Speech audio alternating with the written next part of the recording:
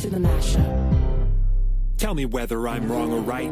East or west, up or down, side to side. I sit to stand and fall to fly. Of all of my impulsive plans, poppin', lockin', salsa dances on demand. I follow leading off the map and stop the chatter, scream happily. Welcome to the mashup. Welcome to the mashup. Welcome to the welcome to the mashup. Get out of here, Sean. To the mashup.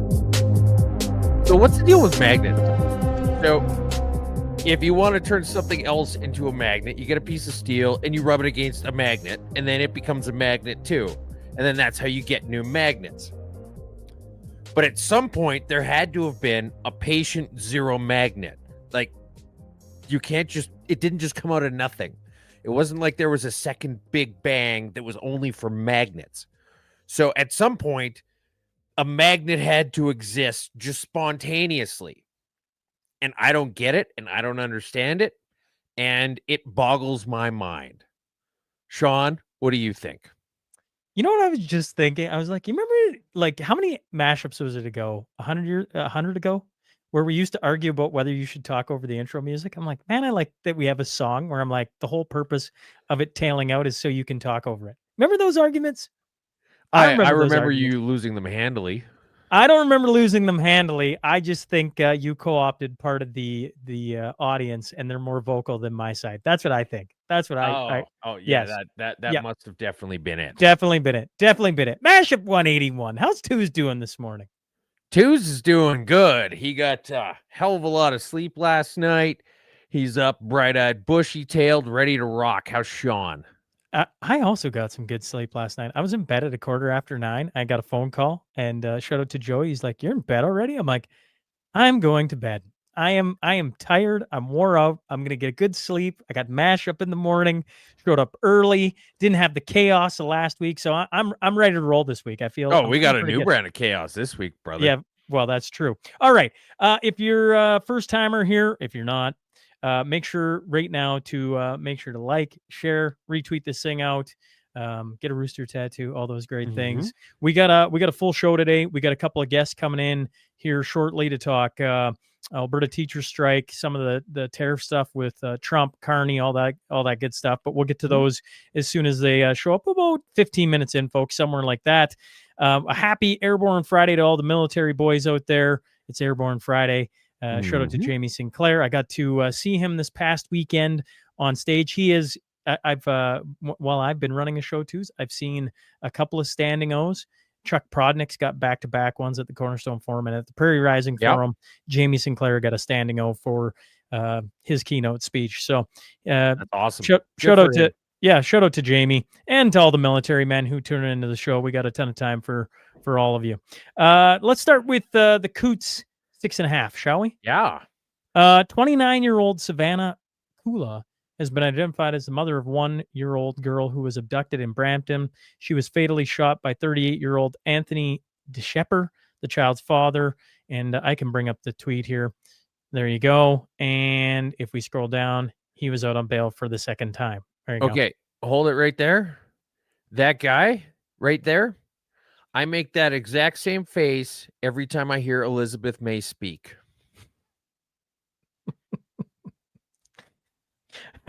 All right. Well, there you go. Twos is identifying with a man at a prison. Wow, the facial. Well, I'm not identifying. I know. Hey, do you want the? I'm going to show this. Okay. This is big. So we've been talking about this forever. It's eventually starting to trickle upwards into Ottawa. And this is Mark Miller at a parliamentary committee meeting about their incredibly asinine idea of what the justice system should be in this country. And here's what happened. Ça a été complet. You're nervously laughing, I'm French. Et juste où j'annonçais le succès du test de... Oh, I'm sorry, j'ai désolé. In the middle of the parliamentary meeting about how fucked up our bail system is, the Amber Alert that we just talked about, goes that off. guy who killed the mother and he was out on bail and kidnapped the baby, goes off, and everybody in Parliament has an Amber Alert sent to their phone about it. This is if Edgar Allan Poe had written songs for Alanis Morissette right here. Oh, do you want to show the end of that video too? Do you want to show him laughing after? That's just nervous laughter. That's not like, "Hi, I think this is funny." This is sort of like, when you're in like Yeah, deep I shit or but something like that, you kind of just go, "Hey." wouldn't the natural? Well, here I'll put the music here.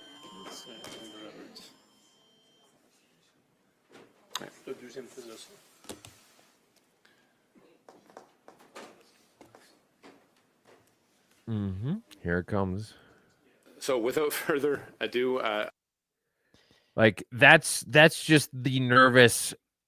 I'm really fucked right now. That's what you laughter. marked as. I would have thought Yeah.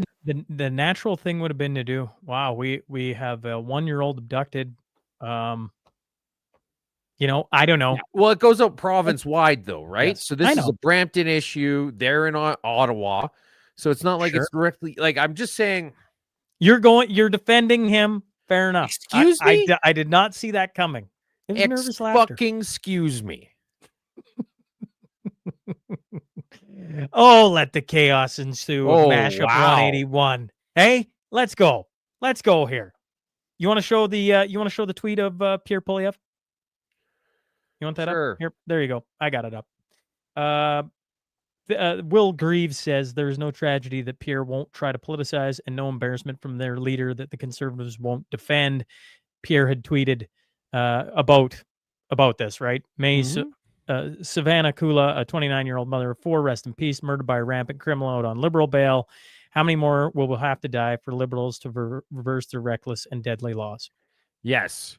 Isn't it weird how he's just seizing the opportunity of every time this happens to point out how bad of an idea it is?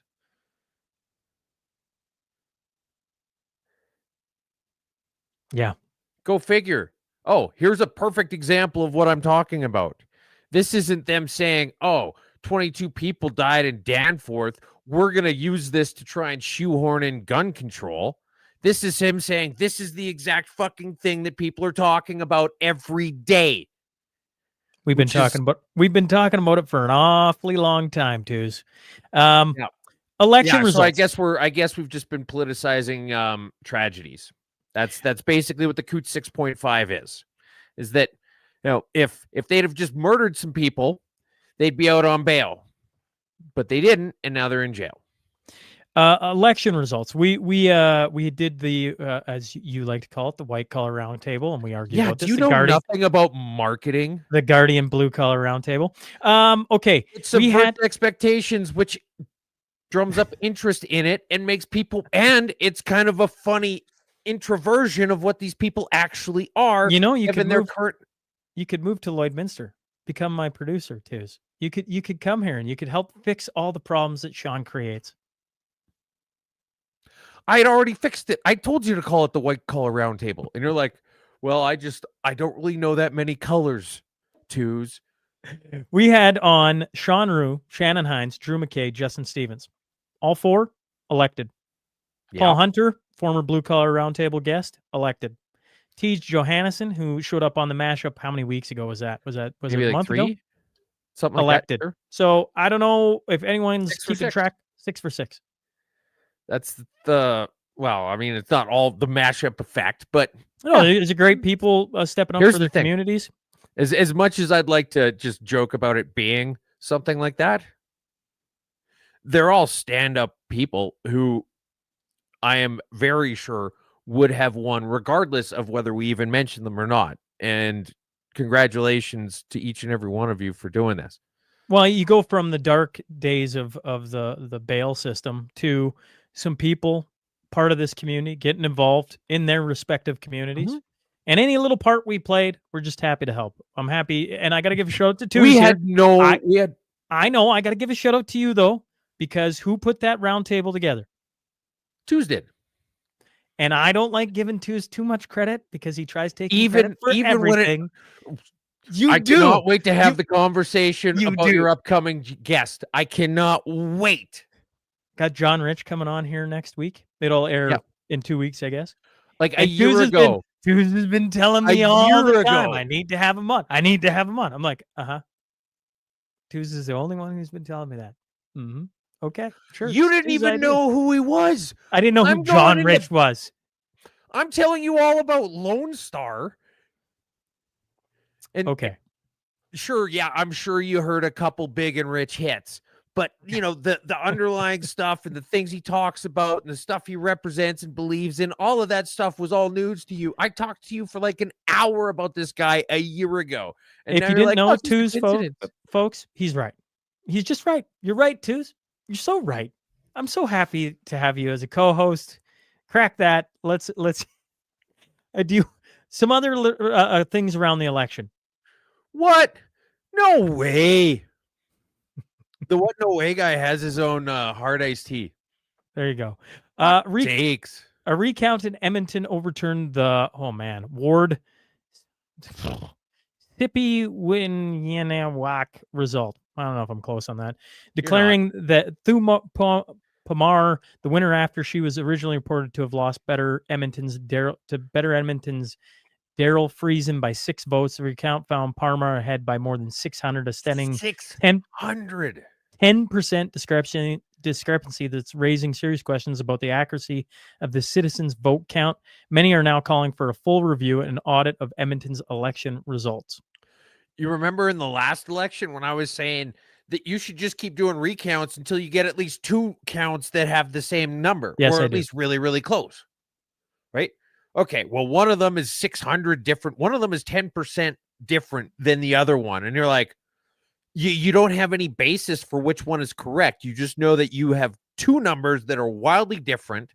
And you're saying that because we did this one second, it's going to be the accurate one? Bullshit.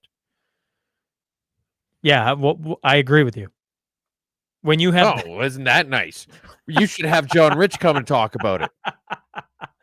well, I do agree with you. And we had this conversation. When you have 2, you count it twice. You know, and you get the 2 things, you're like, wait a second, that doesn't make any sense. I obviously made a mistake. Isn't that the common sense thing? Somewhere we've gotten a mistake. I better count it a 3rd time, maybe even a 4th time, to make sure the numbers act. You know, you get 603 more times. Okay, fair enough. But to do it once and go, oh, we made a mistake. Here's the election results. Actually, yeah, I agree with you. That is, yeah. Do you want to bring up Naheed Nenshi? Well, I just want to point out real quick, throw up that tweet if you don't mind. I don't know if I got it, if I'm being Or honest. I could. Here, I got it right here. I'm pretty sure every time I see Naheed There- Nenshi on my screen, yeah. I just delete it, if I'm being Well, honest. everything underneath it's grayed out because he's got me blocked, which is probably kind of a community service thing on his part, and I appreciate the effort. But here he says, whew, as in like he just walked up 2 steps because he's a fat fuck. Happy to vote in the municipal elections today. Line was a bit long and a bit slow, even for your waddling ass. Thanks to UCP wanting to make it harder to vote. Actually, technically, no, that was Elections Alberta that slowed down the lines. But it feels great. Remember, as long as you're in line by 8 p.m., you'll be allowed to vote. Now, Naheed Nenshi, leader of the Alberta NDP, recently won a by-election in Rachel Notley's old riding in Edmonton. Now, if you take a close look at this picture, where did he vote? Elections Calgary. Elections Calgary. This motherfucker hasn't even moved to within 2.5 hours of the riding that he's in charge of. He's still voting in Calgary, which means he still lives in Calgary, which means he's not even a parachute candidate. He hasn't even jumped out of the fucking plane yet.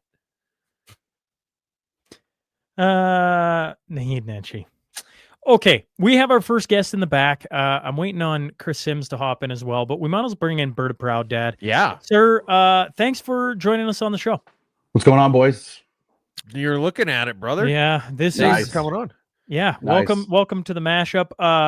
Berta Proud, before we get into the teacher strike, just tell us quickly about yourself. Me and Tuz were talking before we started the show. We've seen your videos, and I guess just if you wouldn't mind sharing a little bit of like, I don't know, your background.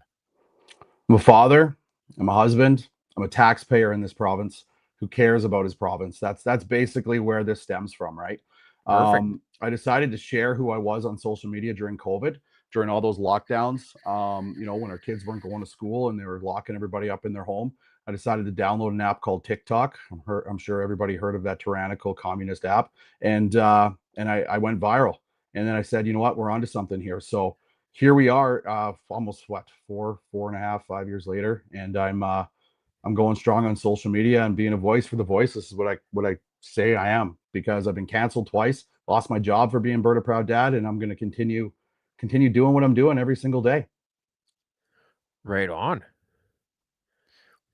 Well, do we want to? Chris Sims says she's running. What did she say? She's on her way. Okay. We can wait for her, or we can shoot and she can hop into. Is your thought? Well, I mean, we gotta. I don't know how much. Do you want to just talk about the strike, or could we just throw a few other random things at you real quick While we wait for Chris Sims? Yeah, It's you your can call. do whatever you want. You can do No, whatever you yes, want. here. You guys can literally do whatever you want. Whatever you guys want to talk about, I'm here for. Okay. Okay. All right, Well, what's then next we'll in the rapid wait. fire? We'll wait for Chris Sims. Let's start here. Popeye's franchise is shut down over unpaid wages placed in receivership. Popeye's Louisiana Kitchen franchise, whose restaurants were shut down last month after employees raised allegations of unpaid wages, has had his companies placed in a receivership with debts totaling courts roughly $10.8 million. Courts document filed in the case and corporate records research shows the former restaurant owner Irfan Memon is also a major defendant in a lawsuit filed in May against Popeyes, its parent company, Restaurants Brand and International Inc. and Toronto area franchise. Operated, what am I searching for here? This is how the about story. the fact? Okay, go ahead. No. I was just going to say this is the story we were following where they were talking about food quality, right? Whether or not the chicken served was of healthy quality. The receipts they had for the chicken they bought were far less Than the chicken they receipts sold. they had for the chicken they sold. Correct. And so presumably they were just buying it out of the back of a truck or something. And Yeah. amongst other things, there was $10.8 million in unpaid leases and utilities and wages. And Popeyes just went in and shut it all down. And they said that you can't do business anymore. His wife still owns one store that's open, though, apparently. And he is listed as a director for that numbered corporation. Can we just talk about the quality of service that we get when we go to these establishments nowadays? Does anybody else notice that? Does anybody else notice that the quality is complete shit whenever you go to one of these establishments nowadays? I can't be the only one. Twos, you've never noticed that, have you? We've never brought that up before. Tell us all about it. Yeah. It's just absolutely crazy. And you ever see online on Facebook or any of those other places where if you can't tip, you can't afford to eat out? You know, what are your guys' points on tipping? Like would you tip at a Popeyes is what I'm asking you. No. If I'm standing up to order, I'm not going to tip, with the exception of there's one locally owned, like artisanal sort of bakery shop right around the corner from me that I stand up to order and I tip at because they live a block away. They're a block away from my home. That's fair. So you're just That's fair. yeah. But with that exception, if I'm standing up to order, no matter what it is, I'm not going to tip. That's where I'm at. And especially if it's something where I've got to get into slow, nuanced detail of exactly what a double is. I agree. I agree. I would just add in my tipping is based on, service. You get really good service at some place, like where they go above and beyond. When I go home to where my wife's from in Minnesota, I love Caribou Coffee. They do, it's a franchise now, but like they do exceptional service. When you get exceptional service, I'm okay tipping. Mm-hmm. It's when you go in and you're like, man, that was painful, or they got it wrong. It's like, it doesn't matter if you're sitting down. It's like, if you didn't earn it, you didn't earn it. Well, the other thing about the standing up is that you're tipping before you've received the service. Yes. Yeah. You're not wrong on that too. Before you even know if it's going to be good service or bad service. It's just presumptive. I'm going to assume that you're going to give a certain level of service, and I don't like that because quite often those are the ones that come up short. It's like tipping at Tim Hortons, right? You know your service is going to be shit. You just know. Yeah. Guaranteed, all the time. Okay, we got Chris Sims in the back. Chris, Yeah, we welcome do. to the show. Hey, Okay. fellas. And Well, I mean, one of Hi, our, Chris. our favorite guests of the show, Chris Sims, on from Canadian Taxpayers Federation. Okay, let's chat. The Alberta teachers strike. You wrote an article, and then feel free, the rest of us here, to hop in on this. But Chris, you wrote an article. The Alberta Teachers Union is demanding an extra $2 billion from taxpayers. This is in addition to $2.6 billion the government has earmarked for resolving the teachers' strike. The ATA, Now, to be clear, that's $2 billion annual, right? No, $2 billion over 4. Okay. The ATA is on record wanting a provincial sales tax in Alberta. Why not look at revenue? The ATA article from 2024 reads, there is so much room to move on a taxation policy. The budget of documents show that Alberta would collect $19 billion in additional revenue if it followed BC's tax scheme. I can go on, Chris, but we have the author sitting here. So your thoughts, and then Berta Proud would love to get your thoughts as well. Yeah, this is a huge mess. So for folks who are outside of Alberta, we've got around 700,000 students who are out of school. They have just finished their 3rd week of missing school. And while that might seem like, a treat for some kids, for others, it meant a lot to them. Like my daughter has missed out on 3 weeks of her grad class, English class. She missed out on Hamlet. She missed out on tons of stuff with a teacher she was really looking forward to working with. So you don't get chances to do this stuff. What's that? I said, alas, poor Yorick. So you don't get a chance to do that stuff again. So on top of this, we've got around 50,000 or so teachers who are on strike. Now, the government did a head count. They say there's around 35,000 actual active duty teachers. So that's a huge discrepancy between 51 and 35. So what's happened is this. The Alberta government says, hey, we offered you guys $2.6 billion over the next 4 years, which would have included, in some teachers' cases, a 17% wage increase, okay, over that span of time. It would have started a brand new teacher, fresh out of college, at $71,000 a year. After 7 years on the job, they already would have been clocking in at over $100,000, okay? Keep in mind also the benefits, the vacations, right? The days worked, all of that factors in, and crazy job security compared to a lot of other professions in Alberta. Mm-hmm. So that's where they stood. 2.6, here's the offer, big pay increase. Oh, and they were going to hire 3,000 new teachers and 1,500 new classroom workers. The teachers union comes back and says, how about 2 billion more? Which is that's jumping the shark level crazy to come back and demand that. So I was actually thinking, I'm like, okay, if they're actually thinking that the Alberta government is going to pull $2 billion out of a magic hat while we are in deep deficit and a deeper debt, where do they expect this money to come from? Because government can do 2 things to spend money. It can raise taxes or it can go deeper into debt. So I went and checked the Alberta Teachers Association website, the big union website. And of course, silly me, I forgot. They're huge fans of having a sales tax in Alberta, big fans. Mentioning having a sales tax in Alberta as being the smart thing for us to do goes back at least 10 years on that website. And it's not a gotcha thing either. They've been very public in years past about how much they love a PST. They often say things like, we need to catch up with other provinces' taxation policies. That's code. They need to catch up with us. I agree, man. But that's code for we need a PST. Sometimes they're really explicit and they actually say the words sales tax, provincial sales tax, which is political suicide in Alberta. Every now and then they're courageous enough to actually call it a PST or a sales tax. But it's right there. It's in their documents. They're anticipating that if Alberta had a sales tax, that the government would rake in an extra $5 billion a year. And guess what that money could be used for?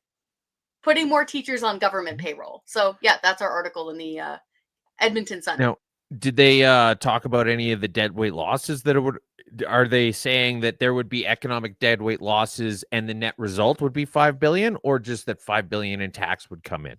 They just look at $5 billion in tax. They don't, whenever I read one of these kind of alternative budgets, like people's budgets or whatever it is, and it isn't even necessarily the ATA, whenever I hear some of these pointy head smart people start saying how a sales tax is a super duper smart idea, they leave out 2 things. They leave out the dead weight element that you mentioned there, Toos. Mhm. And they also leave out the fact that it is poor people and low-income people who hit the brunt of a Well, sales it's a tax. regressive taxation in terms That's of correct. income. And That's correct. I've never heard any of them mention the Laffer curve. I don't even know what you mean by that. What do you mean by that?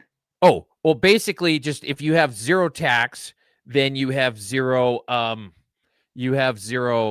government you have zero government income to play with. And as you increase it, as you increase the tax rate, the income gets higher and higher and higher until it reaches a maximum. It's basically an inverted parabola. And then eventually, the more you tax, the less overall you get because you have people just doing less and less and less. Oh, yes. And then at 100% taxation, it goes all the way back down to zero again. Yep. Yeah, I more like to think of, have you guys ever seen that terrifying experiment that scientist did with rats? When he put them all in a big pen and he fed them whatever he gave them utopia. And they always go insane. That's super disturbing. So yeah. So well, a whole bunch of other things happened too, Chris, in that study. We don't need to go into all of that, but yes, that's for another show.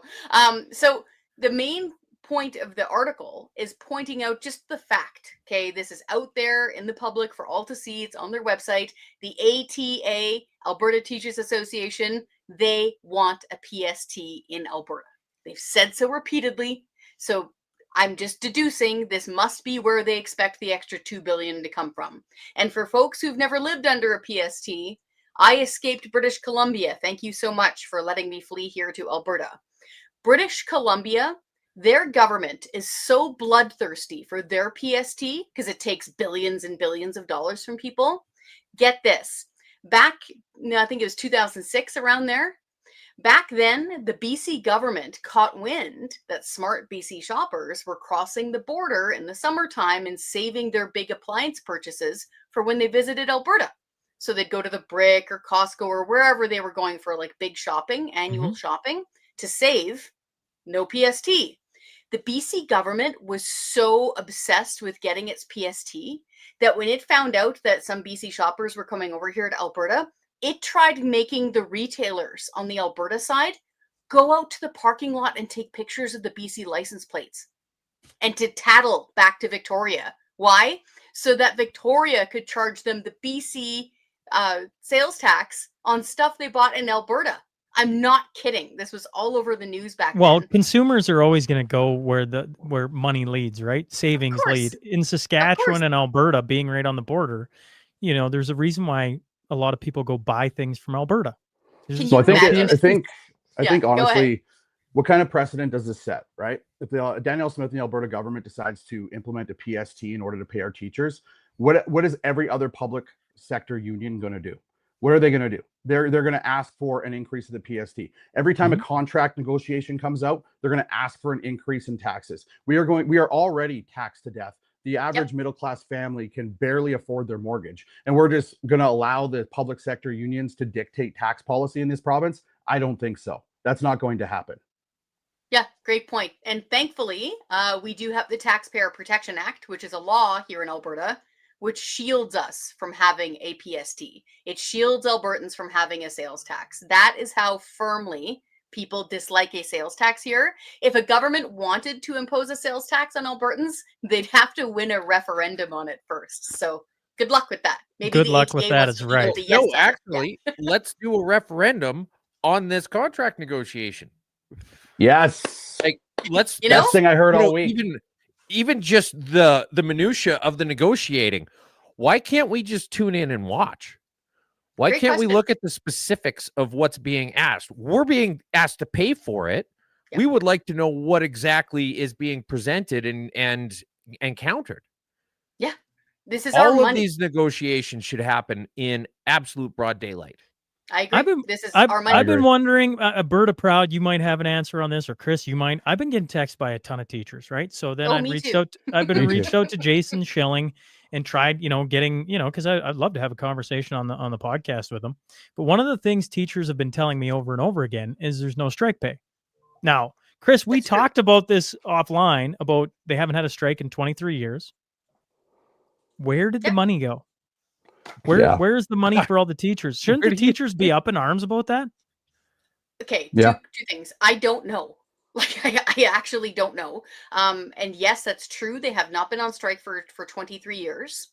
I interviewed, so I'm not a teacher. I'm not married to a teacher, so I don't know. But I did interview a teacher who teaches classes in Edmonton, loves teaching her class. She teaches grade 11 English in downtown Edmonton.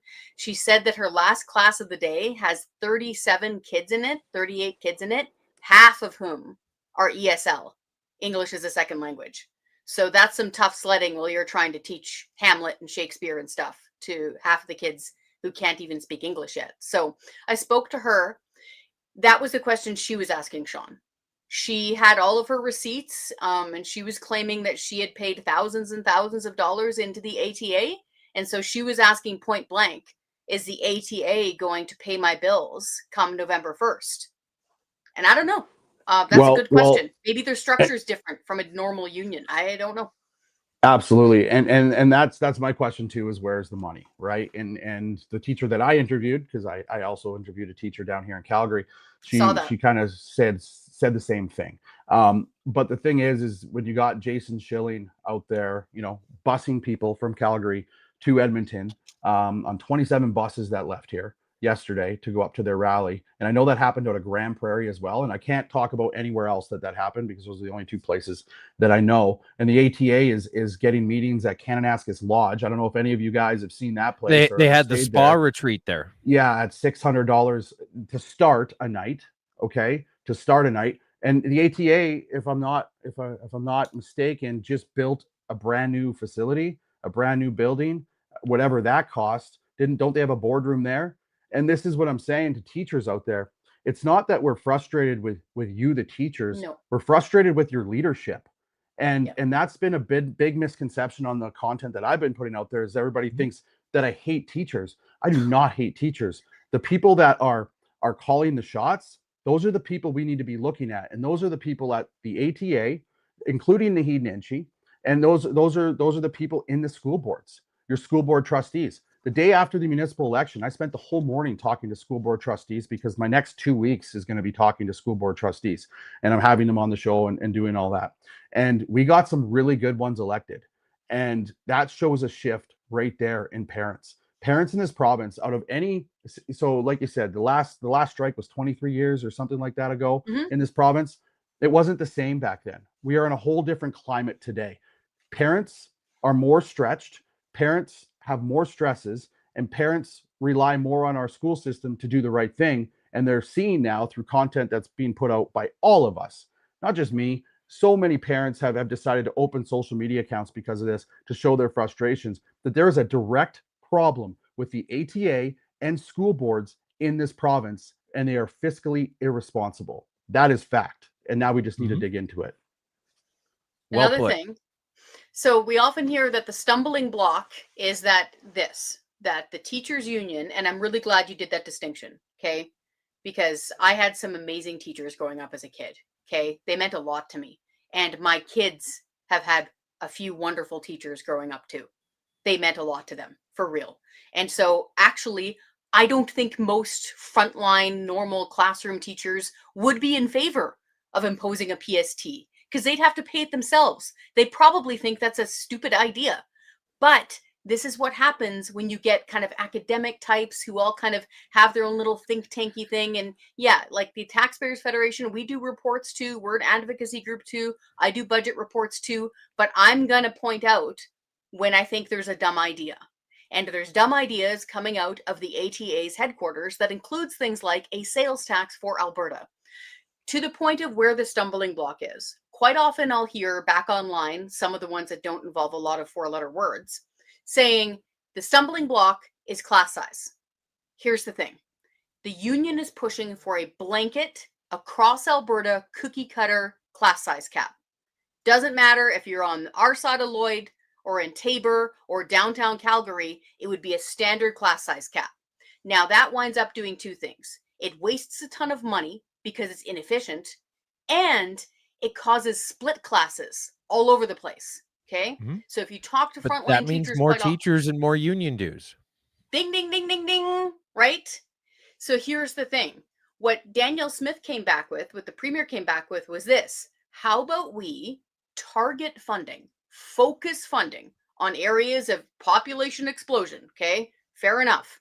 Let's hire more bodies there. Let's hire more teachers there. And I thought it was really interesting of her. She pointed out the complexities. That is terms that are used for kids who have a lot of learning disabilities, okay, like some severe ones in some cases. And apparently, those coded kids, and I'm using the ATA's language here, they're a lot more numerous now than we were all going to school. So, what Smith said was, how about we take a hard look at how many kids with complexities go into each class, hire way more special ed helpers, way more special ed teachers to take the burden off there. But the union is still pushing for cookie cutter class size cap. So this is getting to a point. I got a hold of some data. Now it's about 18 months old. Okay, so not brand new, but pretty good. And it shows the capacities of basically every school in Alberta. Like if they're 40 over or 30 under or 100 under.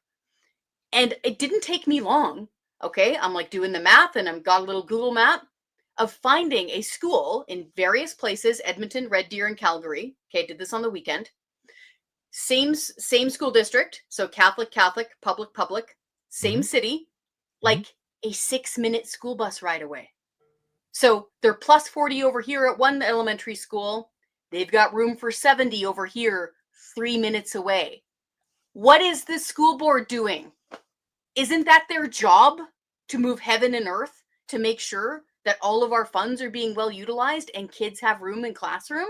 Like, it didn't take me long to find 6 examples. What are they doing?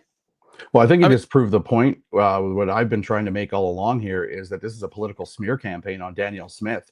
This has nothing to do with class sizes. This has everything to do with salaries. This has a lot to do with making Danielle Smith and her cabinet look bad. You know, they got a recall happening for Demetrios, the education minister in Calgary here, where they want to remove him from his job because that's the left. It's all cancel culture, right?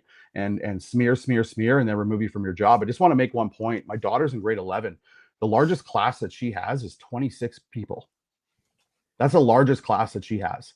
So when these teachers come out and say every school is overcrowded, because there's teachers saying, and not every teacher is saying that, but the ATA specifically comes out and says that, you know, we have an overcrowding issue, we have this. There's parents out there like me who are looking and saying, well, not me.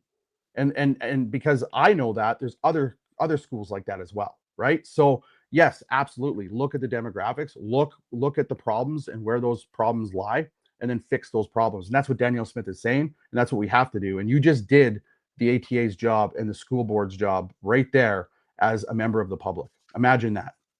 Saturday afternoon took me like a couple hours with a spreadsheet. And this is where I'm asking, and those were just like random examples I was finding. Imagine if you got like some people to work on this for like 2 weeks straight.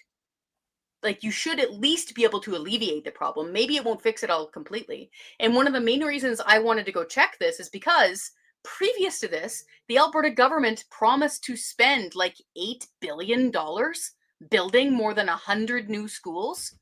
Holy Hannah, that's a lot of money.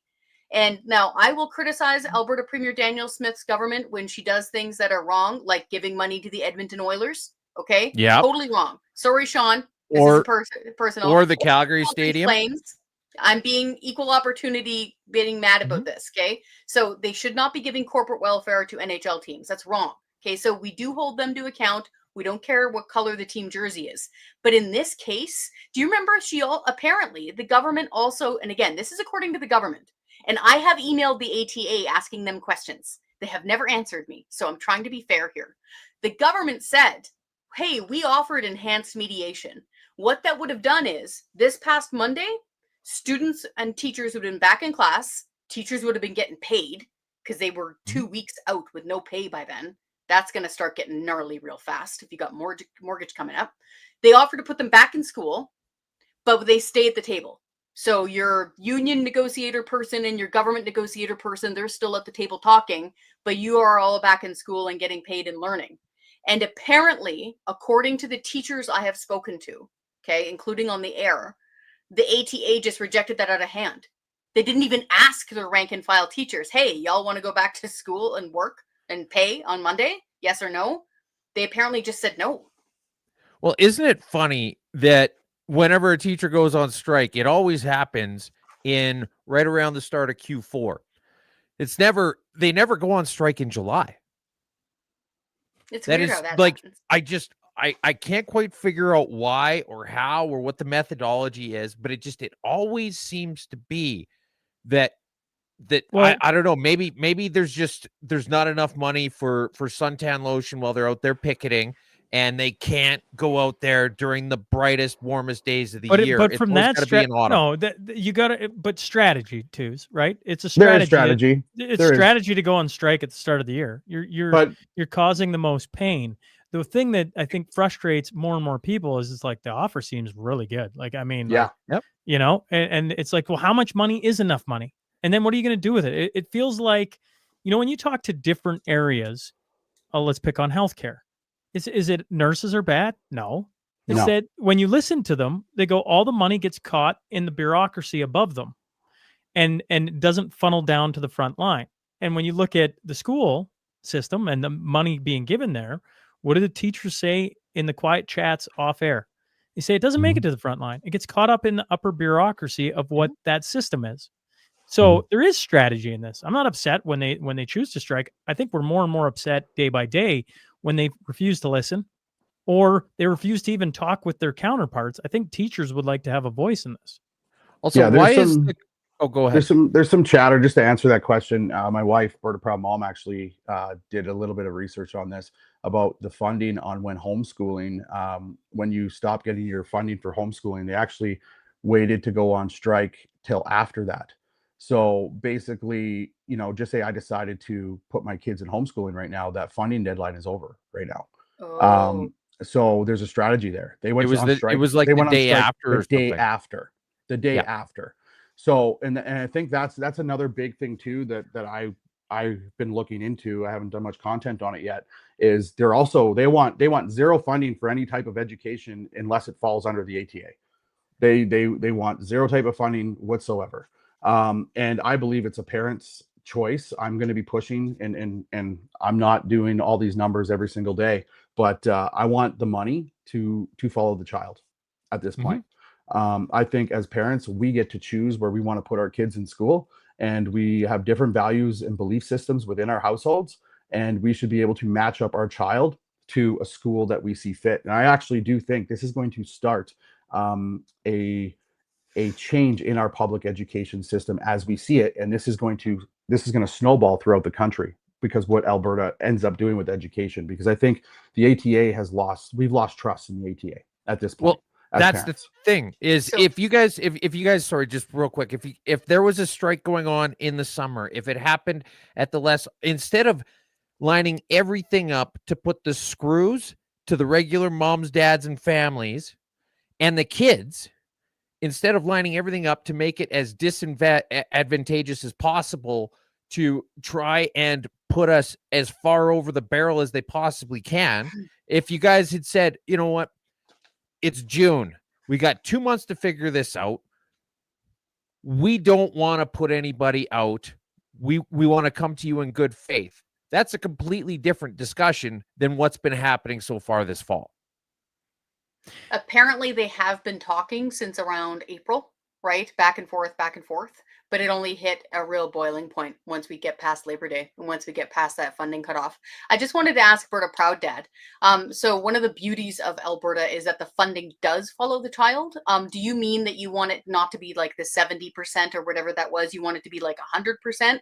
Or Yeah, that you absolutely. want more charter? Okay. I want 100% of the funding that goes to my child should be for my child. Okay. I myself, and now I'm just talking as a father, right? I'm talking as a father who is a concerned citizen as well. My tax dollars and that portion of that. So if we're talking 100%, I should be able to choose. So my daughter's an athlete. Just say I want to send her to an athletic school and it's $30,000 per year. Okay. We know those athletic schools are expensive. I should get my chunk, my 100% to throw at that school, and I pay the difference. And that's no different for any other private school out there. It should be exactly that. And we shouldn't be having these arguments about it. What I'm seeing here is the ATA wants control. They want total control over parents in this province. And we've seen the overreach, and we don't even have to go into that because I know not all teachers are doing it. But just from talking with thousands of teachers, I started an email, whistleblower@bertaprouddad.com, for teachers to get a hold of me because they are afraid to speak out. And what I am seeing is it is a toxic work environment. They are afraid to speak out.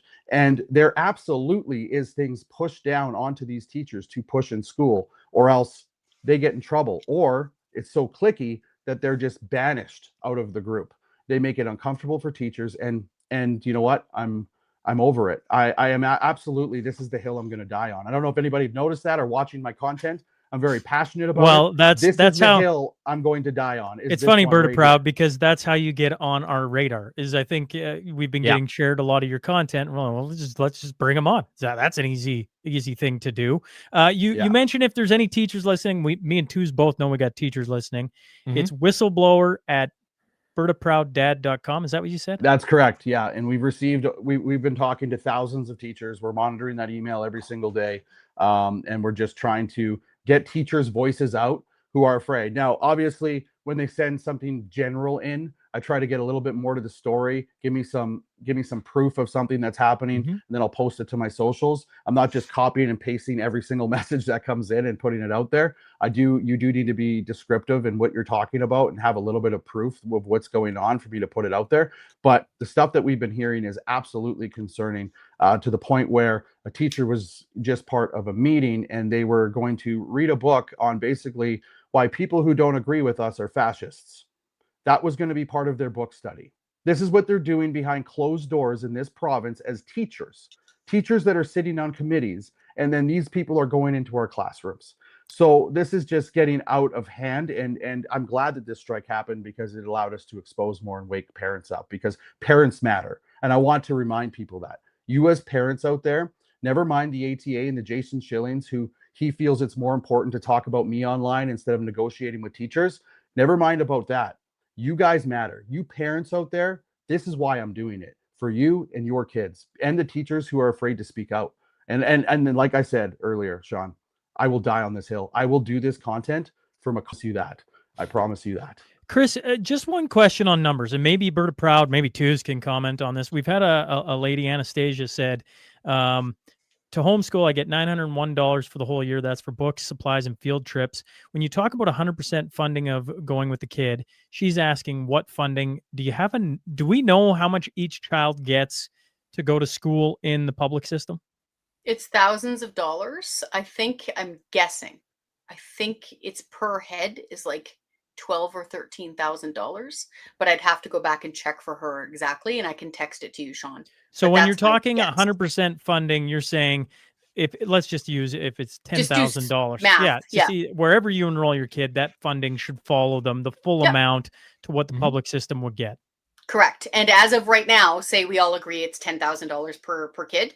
Right now, 70% of the spending happens when they go to other schools. But I will also point out that isn't just because the government is like punishing you for going to a charter school. It's not. It's because there's efficiencies there. They're saving a ton of money by having them go to something like a charter school, because the charter school is always built inside an existing building. It's remarkable. So these charter school parents and teachers who start them, charter schools are not for profit. They're publicly funded. Anybody can apply to go to them. I encourage everybody to go look these things up. They're really amazing in Alberta. And you've had Kaylin Ford on so many times, Sean.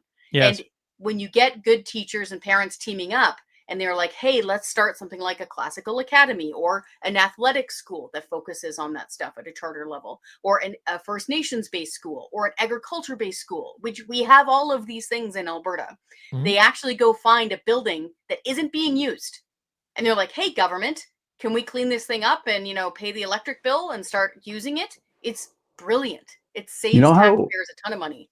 You know how good it would be on our children's mental health if we put them in schools in things that they are interested in, whether it be agriculture or sports or music, and we had full access to funding for that. That would be absolutely amazing for our children. But yet I can already see the ATA's argument. And when there is going to be a push for this, because there will, they're going to say, no, we can't do that, because they're all that matter. Remember? Like, they are the only ones that matter. The teachers don't matter. It's the ATA. And what they say goes. And they are strongholding and handcuffing Alberta parents and teachers right now in this province. And to be honest, you can bust as many teachers as you want to that legislature. What I saw yesterday was a fraction of what they should have had there if they had so much support in this province. There's a lot of people in this province, and what I'm seeing out there, there's a lot of people that are just fed up and tired of this, and the teachers and the given the ATA. fact that they're not in school right now, you'd think all of them would have the spare time to have been there. I hate to switch subjects, but in light of the show and what we do here, before we'll get some thoughts on this. I'll pull it up here. This is switching to the entire country, I guess. You got Keem Bexley retweeted this. I got to sure. stop you here. Let's Okay. I just want to go through this timeline here real quick before we get to that. Okay. Forgive me. All right. So last week we Well, didn't talk about it. You do get to co-host the show. Take over. All right. Last week we didn't talk about it, but Doug Ford spent $75 million on an ad in the States. Okay. And then in Alberta, Danielle Smith puts out Bill 1.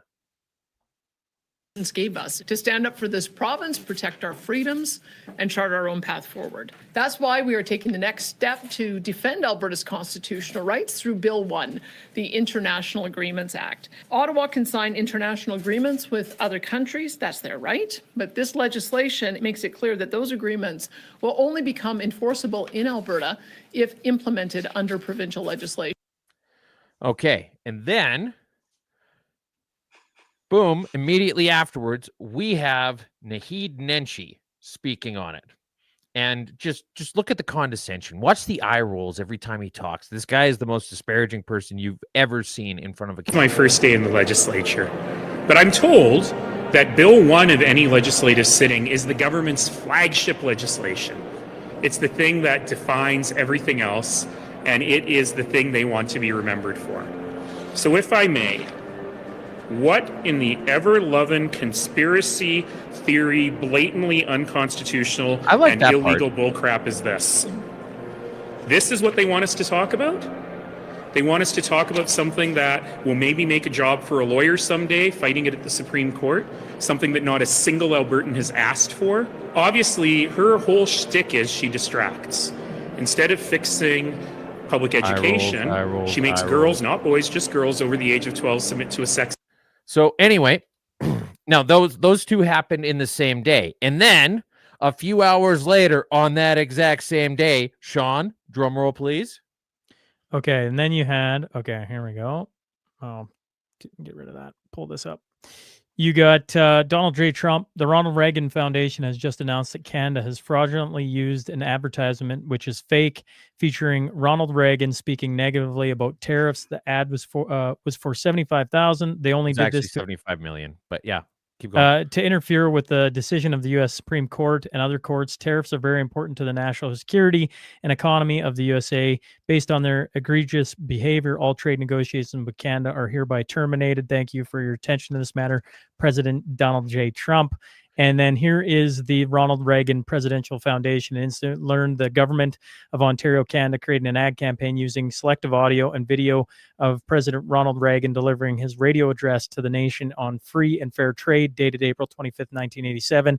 The ad misrepresents the presidential radio address, and the government of Ontario did not seek nor receive permission to use and edit the remarks. The Ronald Reagan Presidential Foundation Institute is reviewing its legal options in this matter. We encourage you to watch President Reagan's unedited video on our YouTube channel.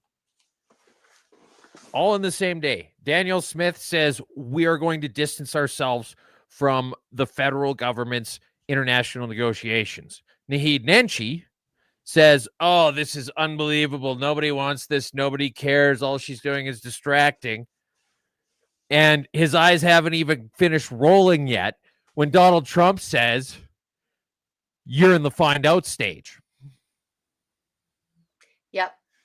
Yeah, it's absolutely amazing that, and shout out to Kian for saying you fucked us, because that's exactly what happened. And I'm just going to be blunt with it. You know, this is Doug Ford, who had something to say about Danielle Smith when Danielle Smith was going down to Mar-a-Lago and advocating for Alberta and Albertans. And Doug Ford said, it's time to fight America. And he had something to say about Danielle Smith, yet Danielle Smith comes out and fights for Albertans every single day. And Doug Ford is the one screwing the entire country over with this dumb ass ad that he has no business doing. You are the Premier of Ontario. You are liberal and conservative clothing at best, and you can just stay over there and stop affecting everything else. As far as I'm concerned, Danielle Smith is the best premier in this country and the only premier, one of the only premiers standing up for Canadians, all Canadians, not just Albertans. I'm putting it back up too, because whoever did, well, I know, but this is fantastic, right? We've been talking about Doug Ford on this show for a lot of weeks now, and yeah, this is a great meme. Great meme. I love that. That's great. That's great. Yeah. Sean, I sent you Brad Wall's post about this. I texted it to your phone if you want to take a look at it. But I got it right here. Okay. His asinine threat to shut off power to the U.S., the Crown Royal poor, and now this. Premier Ford should understand that while these stunts might be good politics with the elbows up crowd in Ontario, they are worse than reckless in terms of our economy. So a few things here. One, when I first saw the ad like 2 weeks ago or whenever it was, I thought that was a crazy amount of money to spend, more than $70 million. But B, I just assumed that they had gotten permission to use the late President Ronald Reagan's voice and face and the clip from I assume they got it from the YouTube. I'm not sure. But I just assumed that because I've been in the game for a long time, and the Reagan Foundation, okay, which includes things like the Reagan Library and all that stuff. I'm a subscriber on YouTube, okay, because I'm a child of the 80s. I'm a Gen Xer, okay, so I watch his speeches. They're very careful and very protective of his legacy.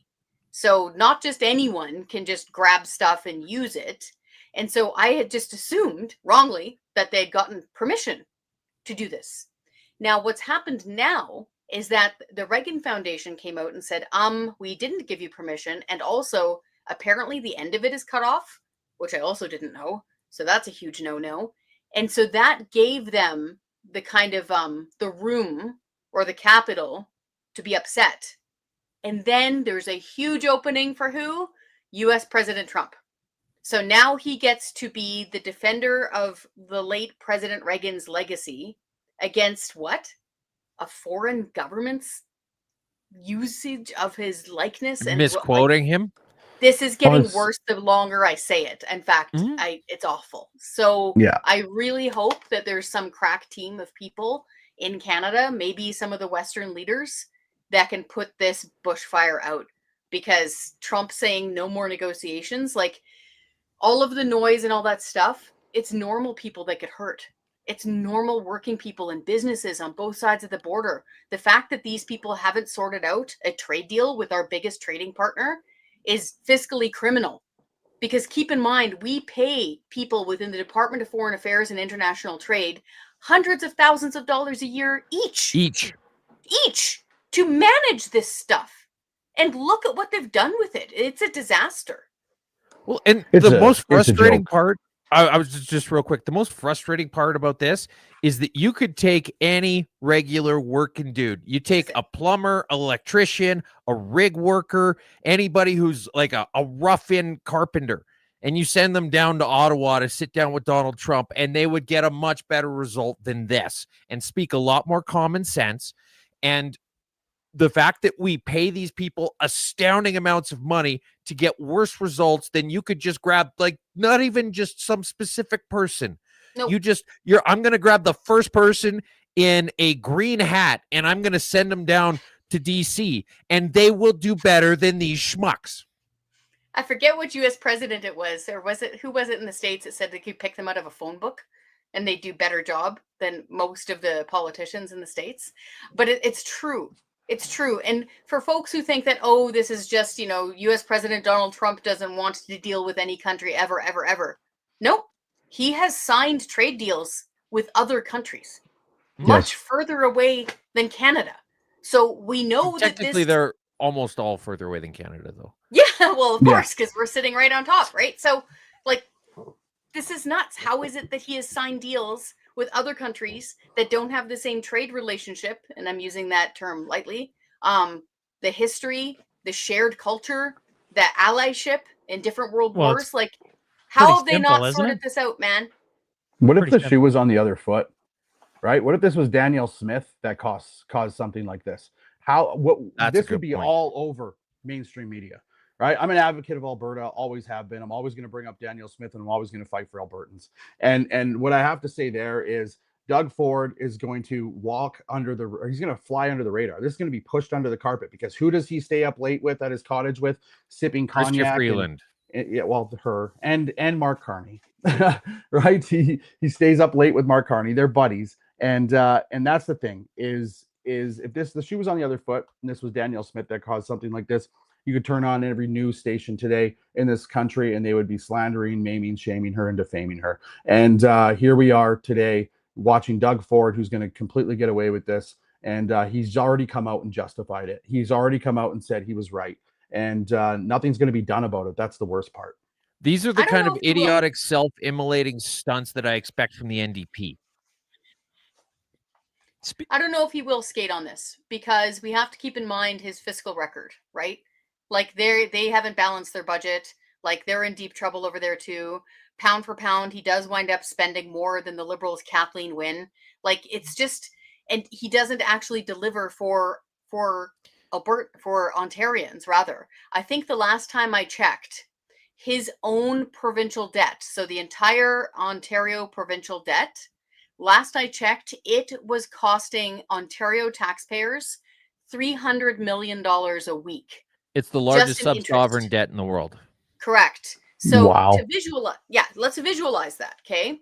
So let's just, for argument's sake, use the super smancy downtown Toronto houses and some of the ones, that are more family homes around London. For argument's sake, let's say the balance is $1 million. What the Ontario taxpayer is paying for the Ontario provincial debt is like burning down 300 houses every Saturday night. Don't give him ideas. Yeah. Right. Yeah, don't. Sorry. Well, here's some other things. Well, you know what, and Chris, I hope he doesn't get away with it. I do. I really do. Right. But from what I've seen come out of the East, and I know there's some staunch conservatives out there who believe in conservatism, it's time for them to start getting vocal on this, because Doug Ford, he's a disaster. He's a complete failure as a premier. And what I keep telling people when they ask, well, why does he keep getting elected, is because his predecessor. It's the elbow crowd, exactly. And his predecessor was so bad, so terrible, that it makes Doug Ford look electable. That's the problem. That's the issue out there. So some other things going on in I don't know. Twos has it as elbow draggers headlines. You got 575 jobs lost in Canada at a TD call center in Dieppe, New Brunswick. ConocoPhillips to lay off Canada employees in November, company memo shows. This one says U.S. oil producer ConocoPhillips will lay off its Canadian operations in the first week of November. Employees in Calgary will be notified November 5th virtually. Now, just to be clear, the CEO of Synovus was one of the signatories on that group CEO open letter to Mark Carney. As I might also point out, was the Imperial Oil CEO, and they just laid off a whole bunch of people. So they sent him a letter a month and a bit ago, and said things need to change. And he said, "Oh, well, we'll put our elbows even higher." And they're like, "That's not what we're talking about."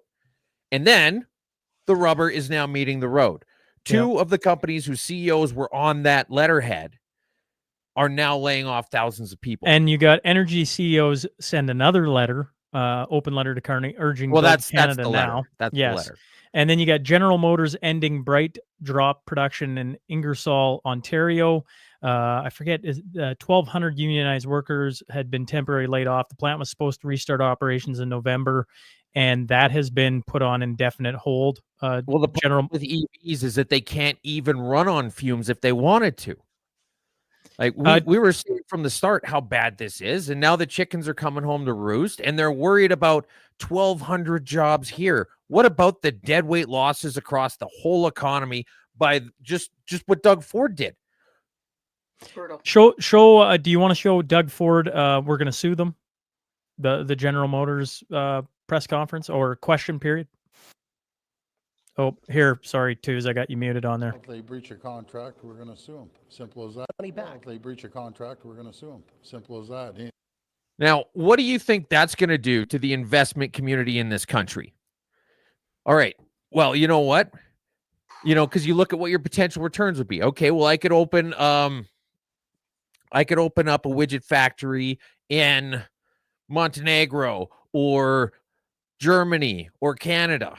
Well, you know what? I might get a different return here versus here versus here. But also, if I open it up in Canada and I ever want to leave, Doug Ford is going to pour out a bottle of whatever the hell widget it is and then threaten to sue us because it's such a stifling business climate. Like, why would I willingly enter into a deal like that? And may I add one more headline into this conversation? Carney vows to double non-U.S. exports, says Canada must play to win. Prime Minister Mark Carney vowed Wednesday to double non-U.S. exports over the next decade while boosting domestic investment and infrastructure in the upcoming budget, telling Canadians sacrifices will be needed. Speaking in primetime address to students at the University of Ottawa, Carney said the expansion of international trade beyond the U.S. will generate $300 billion more in trade, which will bolster the economy in the face of U.S. President Donald Trump's tariffs. Quoted, the decades-long process of an ever-closing economic relationship with the United States is over. As a consequence, many of our former strengths as a country based on close ties to America have become our vulnerabilities. To be clear, we won't transform our economy easily or in a few months, he said later. It will take some sacrifices and it will take some time. Even with such efficiencies and better management, we will have to do less of some of the things we want to do so we can do more of what we must do to build a bigger, better Canada, he said. Okay. The over-reliance. Oh, yeah, go ahead, Chris. Sorry, I'm going to pop a gasket here in a second. Do it. Go full Chris. I'm just going to like dispel some like quackadoodle things that Prime Minister was just talking about here. Okay. This is not about expanding our trade with South Korea sometimes. Okay. By torching the trade relationship with the United States over and over, we're talking about like our whole economy here. Okay. So in 2023, the Canada-US two-way trade in goods was approximately $968 billion. Okay? Daily trade between the two countries, $3.6 billion.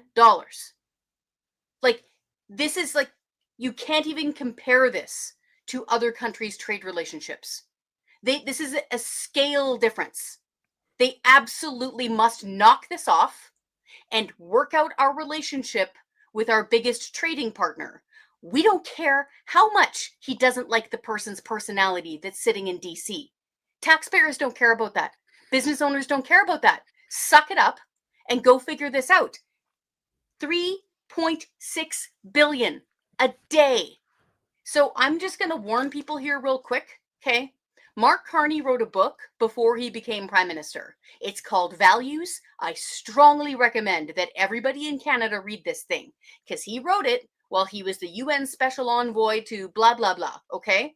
And it is chock full of things like global carbon taxes, marine shipping carbon taxes, carbon tax tariffs, okay? Carbon tax tariffs are this, and he mentioned this during the leadership campaign too.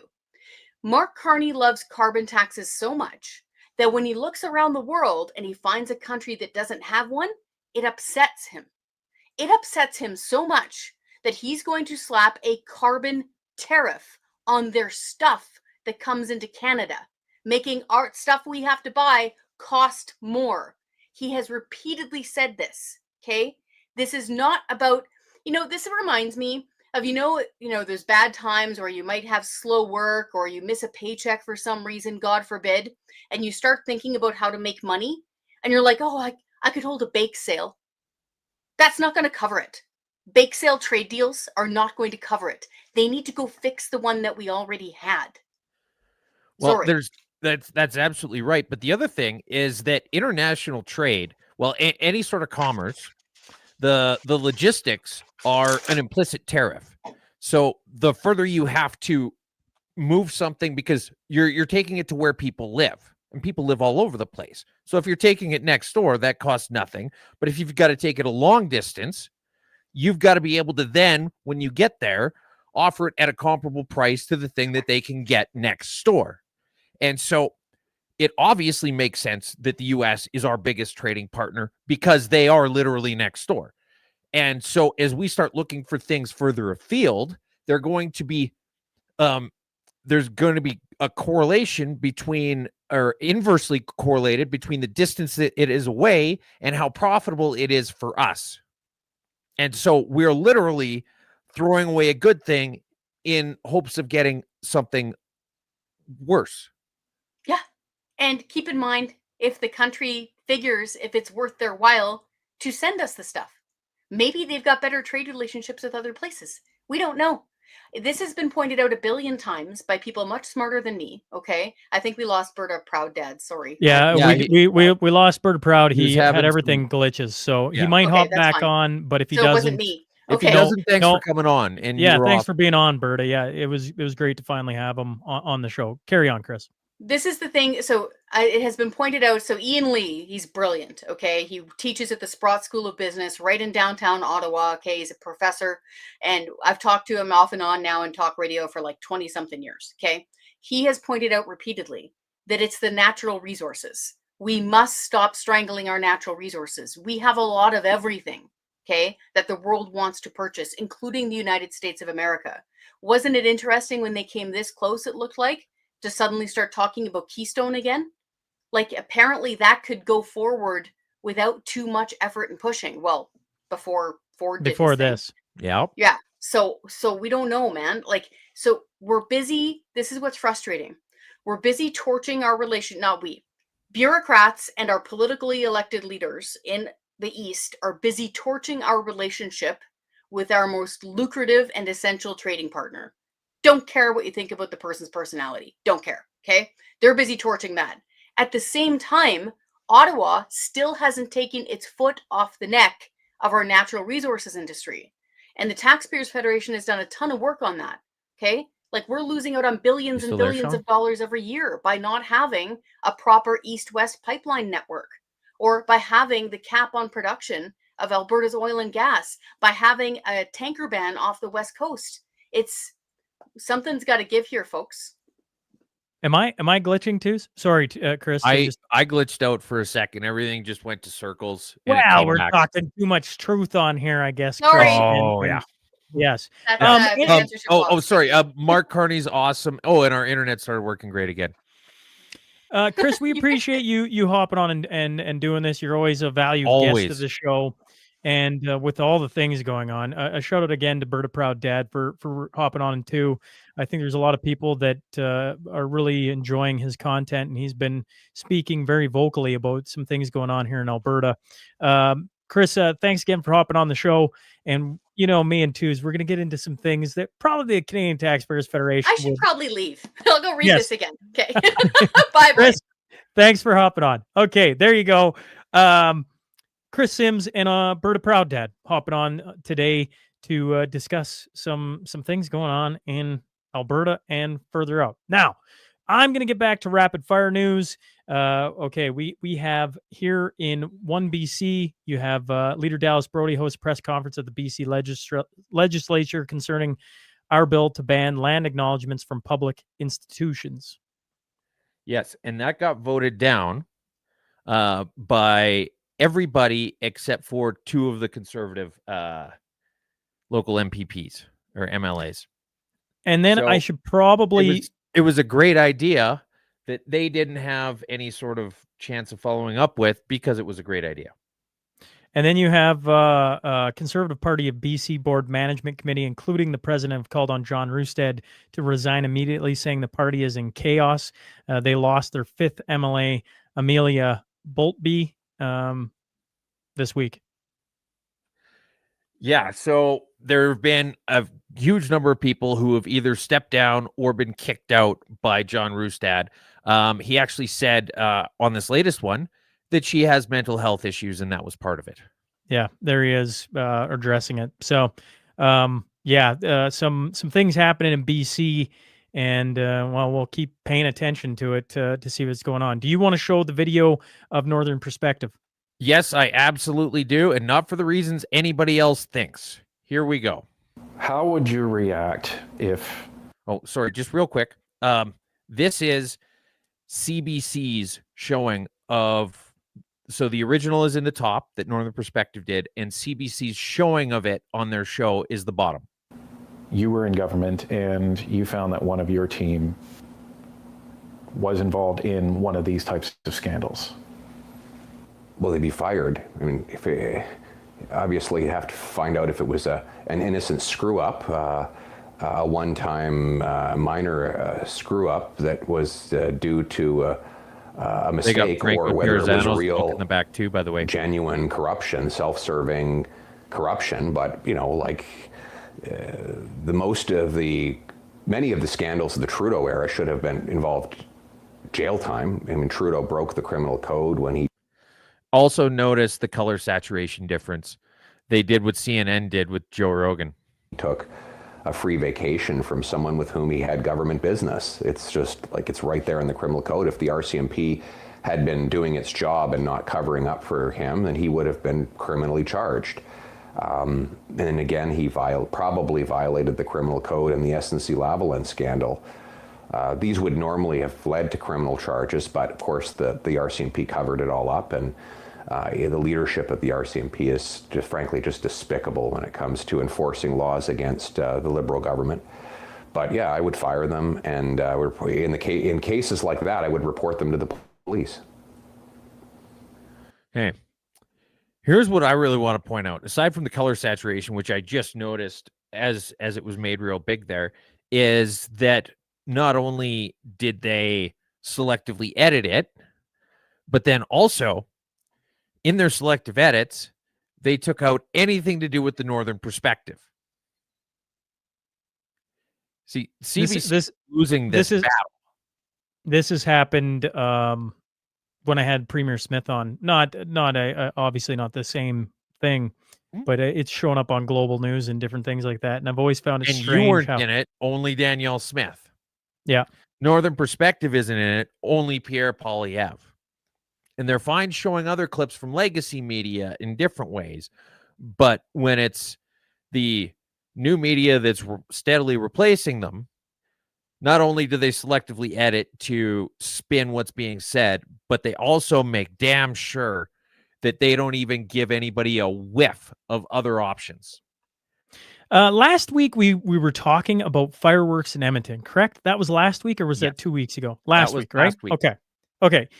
Criminal charges have been laid after fireworks sparks ignited a fire to a garage in Millwoods Monday evening. The fireworks were quite loud. My daughter came out of her room saying there's an orange glow in the backyard. A homeowner said, no permit, no fireworks, light up your home, not your neighbor's roof, EPS said. 3 men have been charged with arson for recklessly causing damage by a fire or explosion, and Edmonton police said in an update Tuesday afternoon. 2 homes were significantly damaged and no one was injured. Yeah, so I remember last week being like, what makes a firework expert? Like, how do you decide that? What's the deal? And regardless of whatever the mechanism is, which is probably just a bunch of idiot bureaucrats, these people hadn't gone through the steps. They just lit a bunch of fireworks in the middle of a residential area, assumed everything would be fine. What could possibly go wrong? Well, this is what the fuck goes wrong. Idiots. And there was another similar one. It's not in here, but apparently there was another similar one in Calgary here. This is for the celebration of Diwali. Okay. Yeah. There's a tweet from Nan Douglas. Are you serious? Danielle Smith is actually going ahead with her provincial police force, even though Albertans have said no. This is unprecedented and dangerous, threatening all Albertans. So, in happy news, Alberta's getting its own police force. In idiot news, you've got people like this saying that it's threatening all Albertans. They talk about how Alberta doesn't need its own police force and that we need to have the RCMP. I can almost guarantee you this woman doesn't live in a rural community. She probably lives in Edmonton or Calgary, who have their own police forces. I've never seen any of these people speaking out against the Quebec police force, the Ontario police force, the city of Saskatoon's own police force. It's always about, well, we need to keep the RCMP, and motherfucker, you don't even have the RCMP. You muted And yourself. there was a comment underneath at Shane Wenzel out of Calgary. He said, Mhm. "Is this dangerous or unprecedented?" Question mark. 4 other provinces in Canada have their own police forces. It's like, actually, this is happening in other provinces. What are we talking about here? Why is it an issue? And like I said, like even within Alberta, there are multiple different police forces that are not the RCMP. This is just a bunch of adult diaper clutching. Auditor General Karen Hogan quoted, "We found the CRA agents' responses to individual tax questions were accurate only 17% of the time, and business tax or benefit questions were accurate just only half the time." Yes. So I don't know what there is to say to that. She is an auditor who works for the government to make sure that things are being spent well and that people are competent and everything like that. And if you call up Revenue Canada and ask a question about taxes, Don't you believe it. have better than a 4 in 5 chance of getting wrong advice. Here's another quick one that went in at the last minute here. Oop, I got you muted again. Give me a second. Okay. It's regarding the nicotine therapy products, replacement therapy products once again. I know in 2018 your government issued a statement on how by 2035 you want to reduce smoking to like lower than 5%. So would you ever reconsider the regulations around these products? No. No. Because it's not about the health regulations. It's not about smoking reduction. What it is that Imperial Tobacco happens to have the only tobacco pouches that are legally allowed to be sold in this country. And the only places that you can legally buy them are pharmacies, of which it just so happens that Loblaws owns like half of them after they bought Shoppers Drug Mart. And Galen Weston continues to be the luckiest man who has ever lived in this country. What a happy coincidence. No, we're not going to overtly give you $12 million for fridges, but we'll just happen to hand you a nicotine pouch cartel. Starbucks CEO was tossed out like a poorly made latte. In a swift and unexpected move, Starbucks ousted its chief executive officer, Laxman Narasimha. The recent earnings report shed light on the struggles of one of America's favorite brands. The third quarter revenue of Starbucks dropped 4% in comparable stores sales, following the previous quarter's drop of 3%. Yes. So, interesting thing in this is that Starbucks, aside from the headline, which is like straight out of the mashup, the former CEO of, coffee makes you do what? Drink a coffee, 20 minutes later, you got to poop. Okay. Former CEO, Laxman. New CEO, former head of Chipotle. This is what I'm here for today. A couple of laughs. Two's right on point. No, tell me I'm wrong. Yeah. Not wrong. Twos is right. I feel like I've said that a couple times today, and you're getting me for another one. Twos is right of the week. CBC Gem. CBC president, 5 million people who've created an account. This goes off of me and Twos talking over the last, month? Several weeks. Twos right of the week. Yep. About subscribers and specifically paid subscribers of CBC Gem. CBC president said 5 million people who've created an account, but we are keeping the numbers who pay confidential. And we don't know how much money we've put into the Gem. So here's the thing. Literally last episode, I said that I was fully expecting them to tout the amount of people who have ever made a Gem account. And present that as being big numbers. And then literally less than a week later, that was 1 week ago, I said this was going to happen.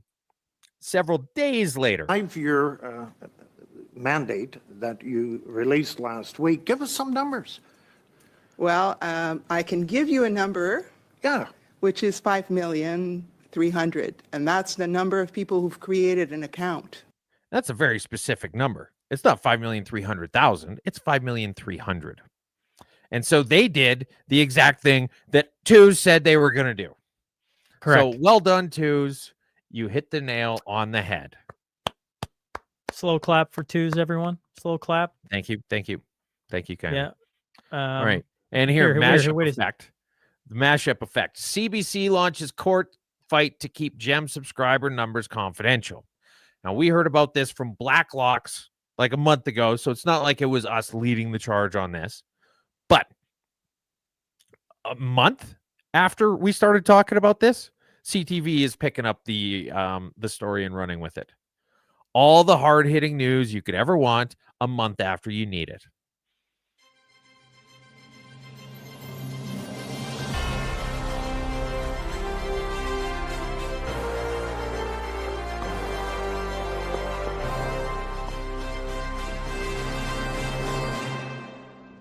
You're such an asshole.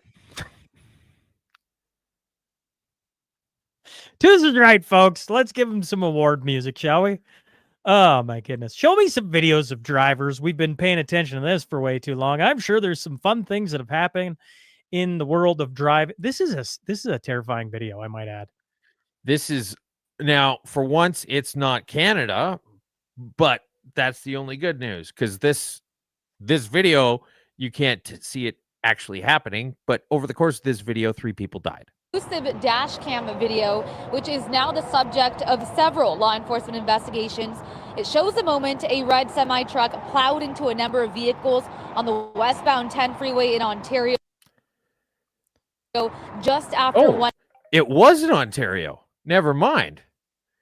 The driver. Whoa. Go back and play that last part, because I didn't catch that either. I want to hear that again. Vehicles on the westbound 10 freeway in Ontario just after 1 p.m. yesterday. The CHP told the LA Times the driver of this big rig. Oh, there's an Ontario out in California or something too, though. Okay. Yeah, so I think yes, I think that's it. I think that's in the States. So yeah, the driver was arrested for being high on drugs when that happened, believe it or not. We got a few other ones though. This is so I muted it here, but here's him driving along.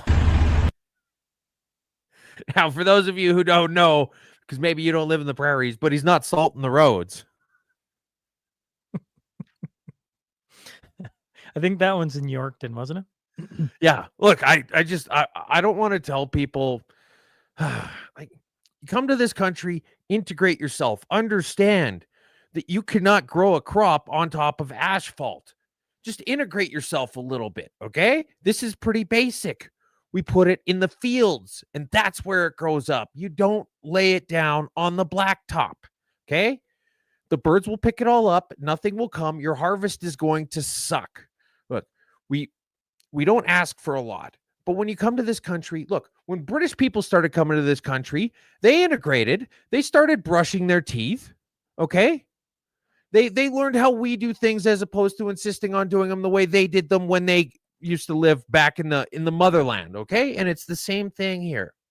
A 32-year-old Brampton man has been charged with careless driving after police say his dump truck traveling with its box raised slammed into the Langstaff Road overpass on Highway 400 southbound early last Friday, forcing a closure of collectors lanes as inspectors assess potential structural damage. So there you can see the picture of that. Then you had here in Edmonton, another bridge damage incident occurred on Highway 16 and Range Road 40B, caused by an excavator. You can see where it hit. Yeah. So I don't know. I mean, one of the comments underneath that says people are getting sick of this. And to be fair, like, this isn't a new thing. I remember probably about 20 years ago around Senlac, a flush by forgot to lower the derrick down, and when it left, it took out the power lines. So I mean, stuff like this has been happening for decades. It's the frequency that's been increasing. And look, I get the fact that, in Ontario, they're all upset about all the plant closures, and they've been doing everything they can for years to encourage as much of the automaking sector as possible. Look, we're going to do all kinds of subsidies. We're going to have governments buy these vehicles that are made with the subsidies. And we are going to replace the entire trucking industry with beaded curtains so that people need to buy new vehicles just because they keep getting totaled. right? This is all part of the protectionism of Ontario plants. But I think enough is enough, and the Ontario plants are dying whether we do anything about it or not. The Blue Jays are in the World Series. I don't know if you knew that, but that starts tonight. And the NDP, Blue Jays fans are being priced out of new World Series with tickets resellings for thousands. NDP calls on Premier Ford to end the ticket resale price gouging. Don't know what Doug Ford will do. I'm sure he'll have an answer for us. Well, he was upset. He was upset about it. I love that. That's probably just about the funniest meme I've ever seen in my life. But here's the thing: is that if you bring up that NDP thing, it says that they don't want anybody to sell any vehicle or any tickets for anything more than the list price. Do you know what goes on top of the list price? You've got the online fee, the service fee, the taxes, the probably a facility fee of some kind. So the NDP want to make it illegal to charge even what you paid for something. And here's the thing: is it's not price gouging. People are like, oh, well, you know what? People want to see a Blue Jays game. You can go anytime you want. I went there in late fall one year where they were making the playoffs, and I could have had an entire section to myself if I felt like it. There are plenty of tickets available. It's just that these happen to be a bigger deal, and that makes it more valuable. Here is kids. It says, okay, kids, I expect you to make sacrifices. Now I'm off to Toronto in my private jet to watch the Blue Jays practice. Don't forget the sacrifices. And then here he is talking with the Blue Jays management. And then people have been putting in different Mr. Burns. Mm-hmm. You know, here's the thing. Literally the same day he talks about how we need to make sacrifices, he gets on the company jet and flies to Toronto to shake hands in the bullpen. We all have to make sacrifices. Somewhere there is coming a Bubbles and Mr. Burns meme. I could just feel it. I could just feel it in my bones. It's gonna be great. Oh, Jesus Christ, Ricky. That would be excellent.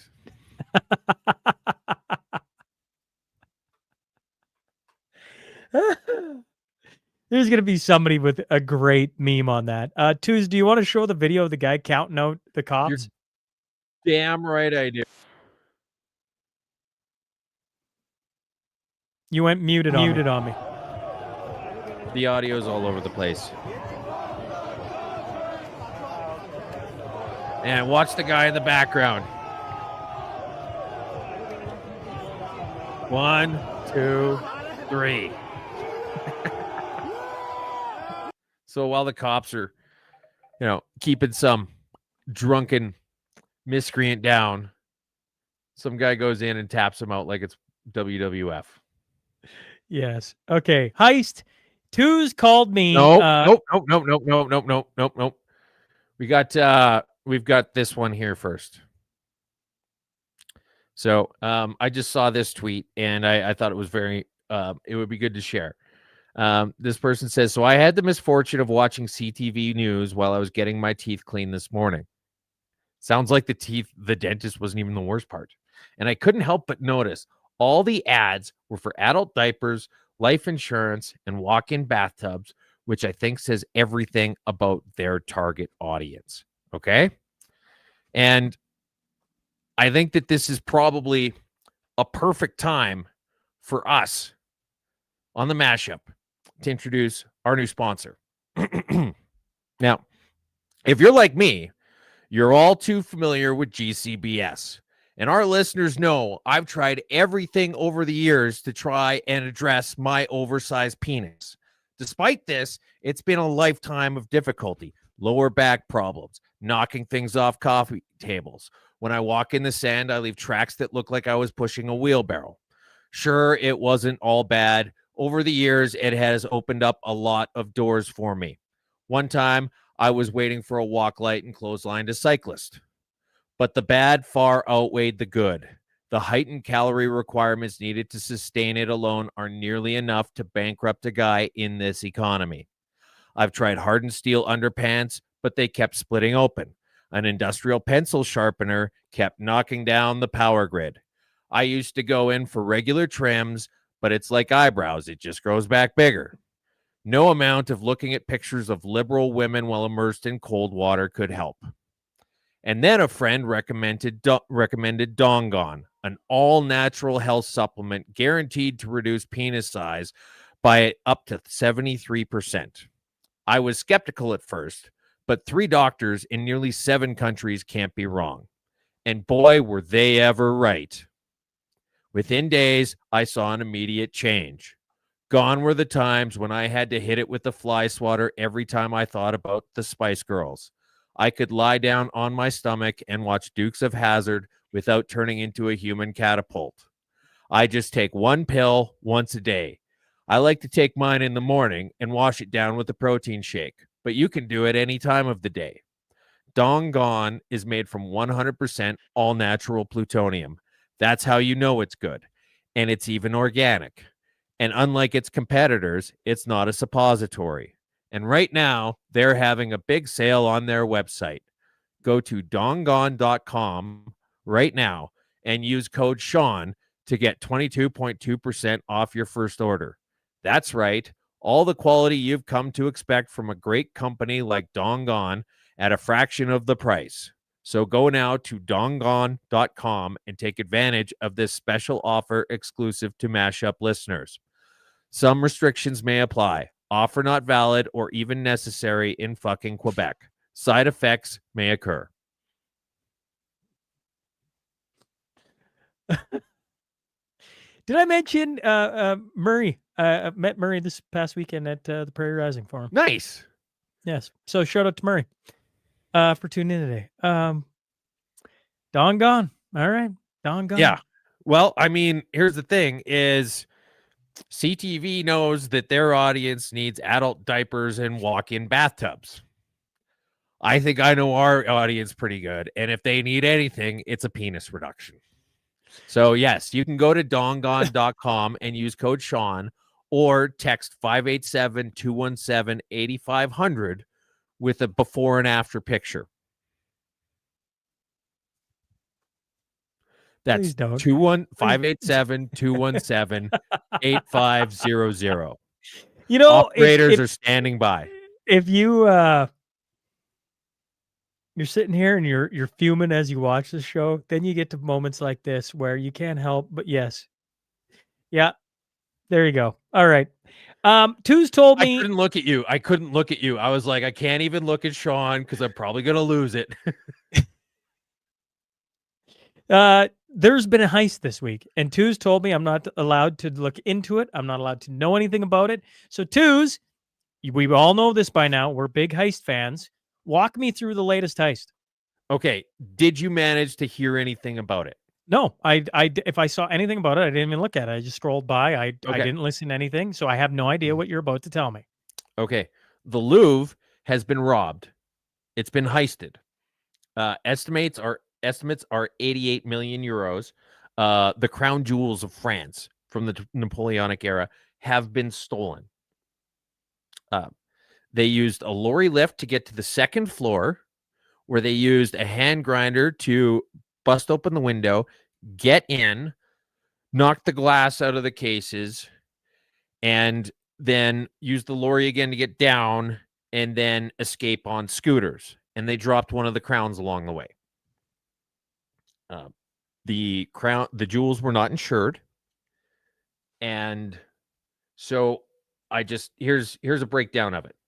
9:30 truck arrives, 9:34 they break into the galley through the second floor window. 9:38 they escape on 2 high-powered scooters. Now, there was another smaller heist, unrelated, seemingly, that happened afterwards. This guy shows up immediately after the heist. Not saying he's a detective, but if you looked like a detective investigating a Louvre heist, I can't imagine you would look anything at all different. Now, interesting developments, Sean. So the Louvre, a few years ago, hired the first female head of the Louvre, and then last year got a female head of security. And there's allegations of DEI hiring, especially because the head of the Louvre had said that she wanted to get more women involved, regardless of qualifications. Now they're trying to distance themselves from this monumental fuck up of the loss of $88 million in uninsured, or 88 million euros of uninsured, priceless artifacts. And so the head of the Louvre had said that she had been trying to whistleblow about the lack of CCTV footage on the exterior of the building, because actually where they got into the Louvre, there was only one camera there that was facing the wrong way. And so nobody saw them coming. They didn't go in and like spray paint it. They didn't hack in and bypass the firewalls in an elevator shaft while Tom Cruise was like sneaking in. No, there's one camera on that wall and it's facing the wrong fucking direction. And she said that as head of the place, she was trying to whistleblow about the shortcomings in the CCTV. Who the fuck were you going to whistleblow to? There's nobody above you in this entire organization. All right. And then you've got the Daily Beast saying MAGA scrambles to blame Louvre heist on DEI. They literally said that they wanted to get a woman in there as head of security. Okay. And then French culture minister Rashida Dati offered this curious take. When the Louvre Museum was designed, it wasn't prepared for these new forms of criminality. Now, let me just reiterate. They used a basket lift on a lorry, broke through a window, and then escaped on scooters after smashing the glass. Here's the video of them getting into the Louvre. I don't know why they got to beep anything out. Look at this. Look at this. This is them getting out. Sorry, this is them getting out. They're coming down. They are wearing ski masks and reflective vests at the same time. Do they want to be seen or not? Okay. And they're literally escaping down. Just look at this clip. This is how fast they escaped. They literally robbed the Louvre with one of these fucking things.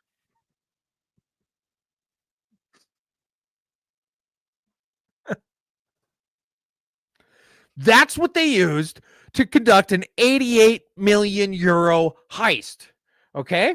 And then it actually ended up being a great marketing thing for the company who did that specific lift. So for those of you who don't speak German, this is a new ad that company whose lift was used in the heist put out with a picture of their lift out in front of that busted window at the Louvre and wenn's mal weiter schnell gehen muss, which means when things need to be done quickly.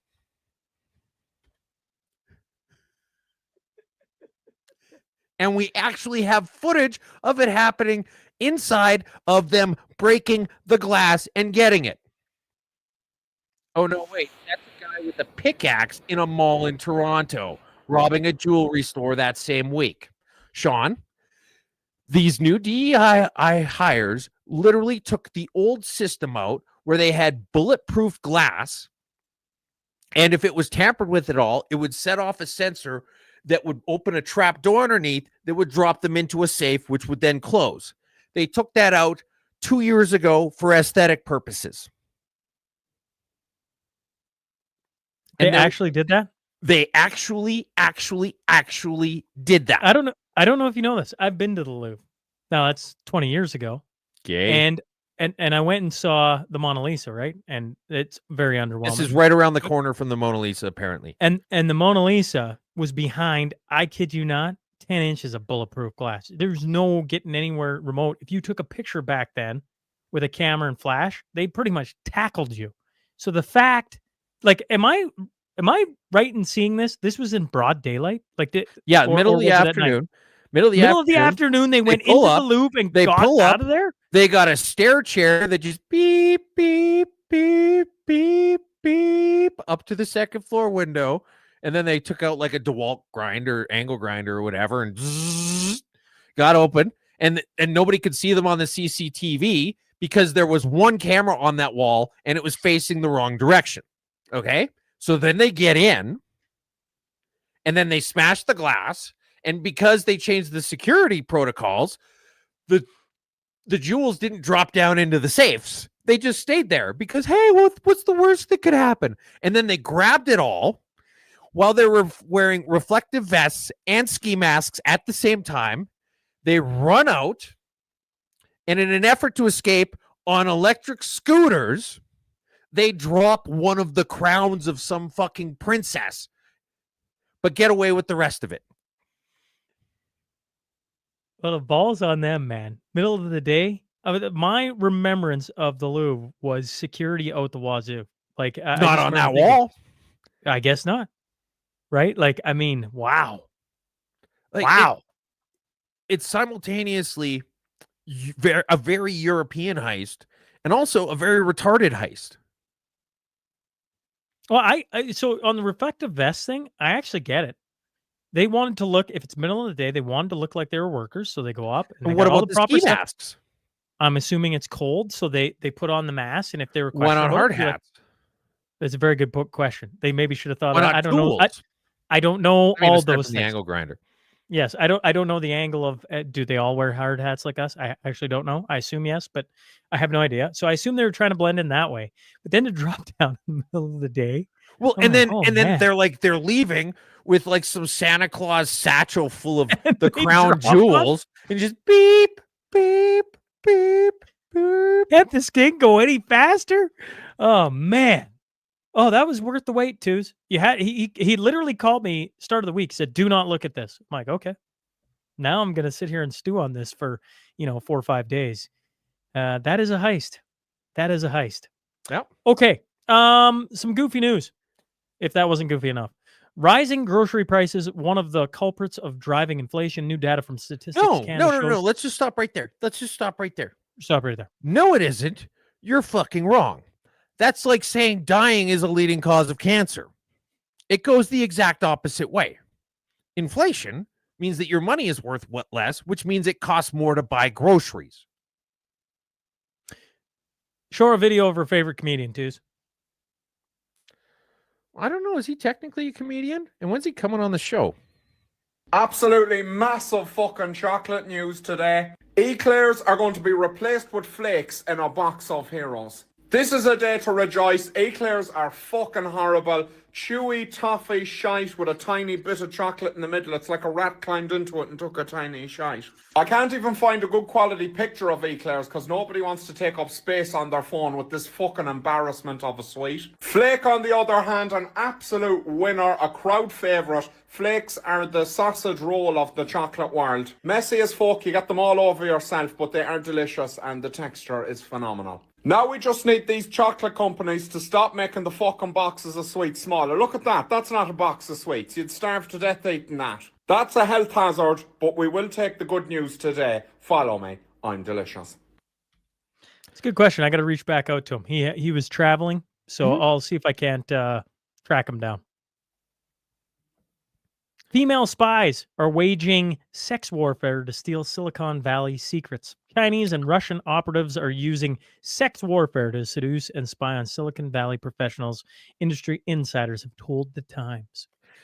If you are a giant fucking nerd who works for one of these companies and your first girlfriend happens to be an exotic supermodel level woman from a country that is at best antagonistic to yours, you're being had. Samar, I'm still almost entirely certain that Mrs. Twos is a government plant.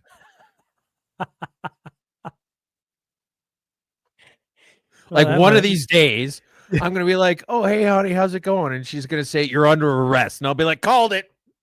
Maybe Mrs. Newman is a government or is a spy then too. Yep. Foreign country. Samar, it's at best antagonistic towards us. Yep. Samar I can't pronounce it. Al-Duhar is a Palestinian refugee. It doesn't matter. Listen to this. Just listen to this. I ask, is this okay? Is this like how holidays look like? This is like just across the street from my sister's. Like, is this fucking okay? What's the fun about it? Like, what is the fun about it? What is civilized about it? What is holiday about it? Fuck you all. Fuck you like white people. Fuck you like Westerners. It's Halloween. It's Halloween. Instead of being mad at us for putting up decorations for Halloween, be mad at the countries that you came from for doing things that vaguely resemble them. Average home price must fall in Canada to restore affordability, minister says. This is Federal Housing Minister Gregor Robertson says the average price of housing, not necessarily individual home values, must fall to restore affordability in Canada. To be clear, we need to see average prices of housing. That's all we need. That's all we need. That's all we need. All right. Okay. Mathematically speaking, if it's the average of all the individual pieces and the average is going to drop, the individual pieces value has to drop. Like, that's just, it's simple fucking math. Correct. Canada spends, here, I'm going to pull this up. There we go. Read her. Oh, you want me to read the tweet? No, the original. Yes. Just read her. Healthcare is a provincial responsibility. When premiers like Ford gets federal healthcare funds, they use it to enrich their private sector pals at the expense of the people. They pay private nursing 3 times more. They eviscerate the public system on purpose. Blame them. Now, I would just like to point out that public healthcare is funded with public funds, and private healthcare is funded with private funds. This is a very simple distinction to make, Laura Babcock. And this is a woman who is a babbling idiot. Like, sometimes you'll see her on legacy media panels and stuff like that. The private sector might, and I highly doubt that they pay 3 times more for nurses there, because if you could get the same job at triple the price, there would be nobody in public nursing, and they would literally all be in private nursing. Okay. But aside from that, the difference between public and private is where the money comes from. It's in the name. You buffoon. Here's Canada Border Service Agency. They put out, we're taking action to protect our economy. CBSA is investigating whether certain imports of disposable paper plates, bowls, and platters from China are being sold at an unfair prices in Canada, dumped, or subsidized. This is what CBSA is worried about right now. They want to regulate the cost of paper plates in the country and make sure that there is no price gouging happening on solo cups. We are not a serious country. Inside Canadian curling's push to become more inclusive. Much has changed in the sport over more than 2 centuries, but one thing is not. Walk into a curling club and it's bound to be filled with predominantly white faces. Yes, so this is an entire article. Like, it'd take us 5 minutes to read it out loud, and it's the exact bullshit gobbledygook that you would expect it to be. Sabina Butt Islam started. Actually, you know what? That's a good starting point. Her name is Butt Islam. I don't know if you need to read the story. But why do you need to read the story? Let's. We're not going to, because it's all just the usual gobbledygook. But it's about curling this time. But her name is Butt Islam. I don't know what they do with names over there. Like, you've got Islamabad. Islamabad is the name of one of the capital cities in the Middle East.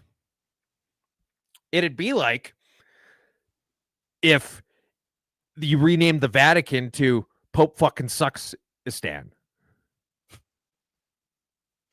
And then, well, I mean, it's not even that. They've also got a place called Lahore. I mean, you don't see anywhere in, like, old time Germany calling any of their cities the Slut. Maybe you do. I'm not an expert on, but like, it's just, anyways, the names are weird. Moving on. It doesn't matter. They're pointing to curling being the latest that needs to be changed. Thank you for never supporting us. Is this the world's most aggressive restaurant closure? I don't know if you want me to read part of this. Well, basically, it says, to the community of Highgate, its neighbors, thank you for never supporting us, not ever even once. To those who we served during lockdowns, when we were the only restaurant open. Thank you for never visiting us once the pandemic ended. To the Highgate Society, thank you for never replying to any of our proposals for collaboration. To those who lived a few doors away yet ordered delivery from somewhere else, thank you for your commitment to distance. This is interesting. I think it's probably the most outspoken closing I've seen of a business in quite some time. And I understand that you're pretty bitter and upset and you probably lost a lot of money. But almost every single restaurant fails. Like the success rate after 5 years of restaurants is something like 10 or 20%. Like odds are, if you're going to open a restaurant, you will lose whatever money you invest into it. And you should probably know that going into it.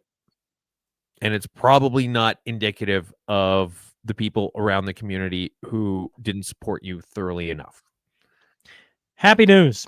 I'm serious. I guess I'll say the headline here. World Aquatics bans transgender swimmer Hannah Caldas after sex test refusal violates policy. So this man didn't go through the well, here, I'll bring up the picture.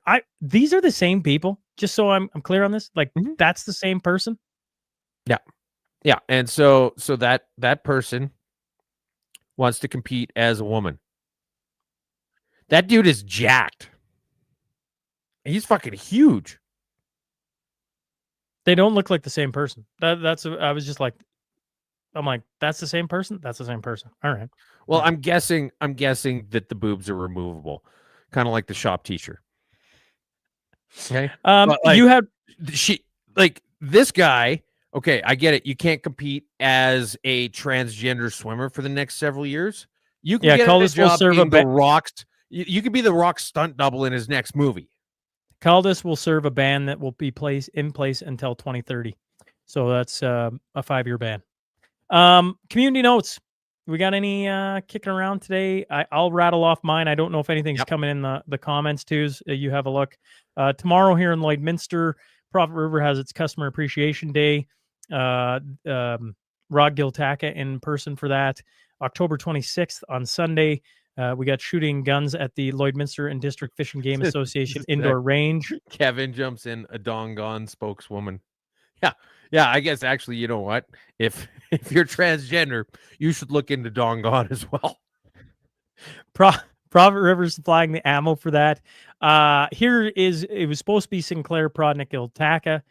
Sinclair has family obligations, so he can't make it. We're sad to not have you, Jamie, but we got Chuck and Rod going to be at the indoor range on Sunday. If you're interested, shoot me a text. Quick Dick McDick is live November 22nd at Lashburn. That's a playground fundraiser for the elementary school. The SMP Christmas party, December 20th, Dueling Pianos. We still have one table left to sell. So if you're interested in buying a table, that's reach the way out to it me. Always seems to go, right? Like you'll sell like 98% of the things, and then there'll just be one left. It's just sitting there. Mash Spiel, January 17th in Kalmar, just west of the International Airport in Edmonton. We are under 13 teams left available, so don't wait too long. That number is going to slowly. And we've been getting some prizes coming in too. Yeah, nice. Garden Girl gave us a prize. Nice. Is she coming? I don't think she can make it, but she gave us some shirts, some gift cards, and Knocks so we got socks that off. Hot sauce. Vape vault. I got a cooler, and forgive me, I should have pulled this up. I got a cooler being donated, so that's going to be interesting.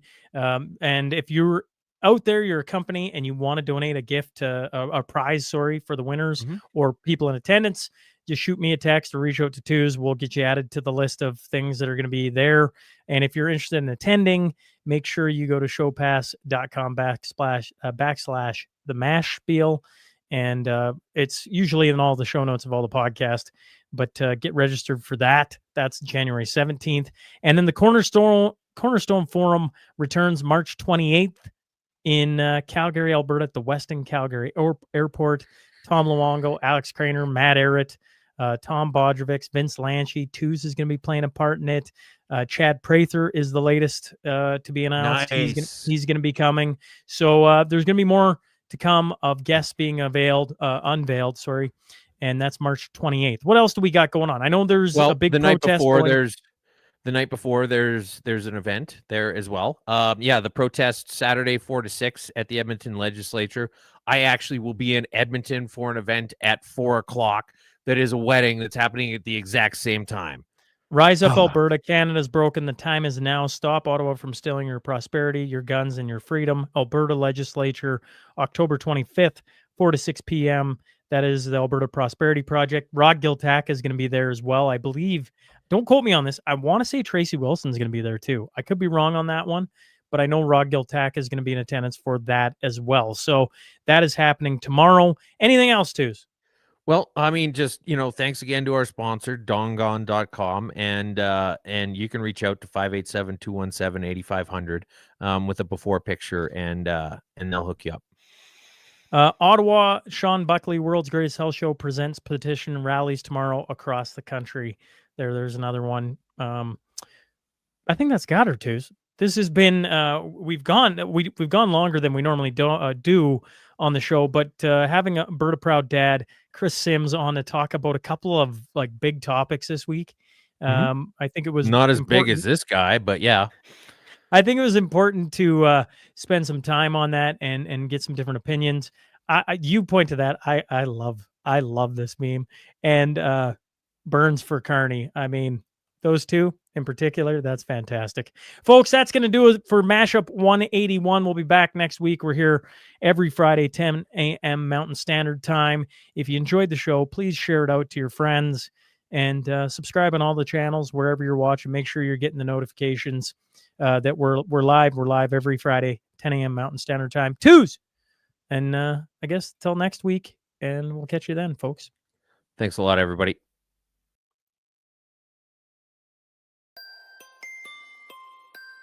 Welcome to the Mashup. Tell me whether I'm wrong or right. East or west, up or down, side to side. I sit to stand and fall to fly. Of all of my impulsive plans, popping, locking, salsa dances on demand. I follow leading off the map and stop the chatter, scream happily. Welcome to the Mashup. Welcome to the Mashup. Welcome to the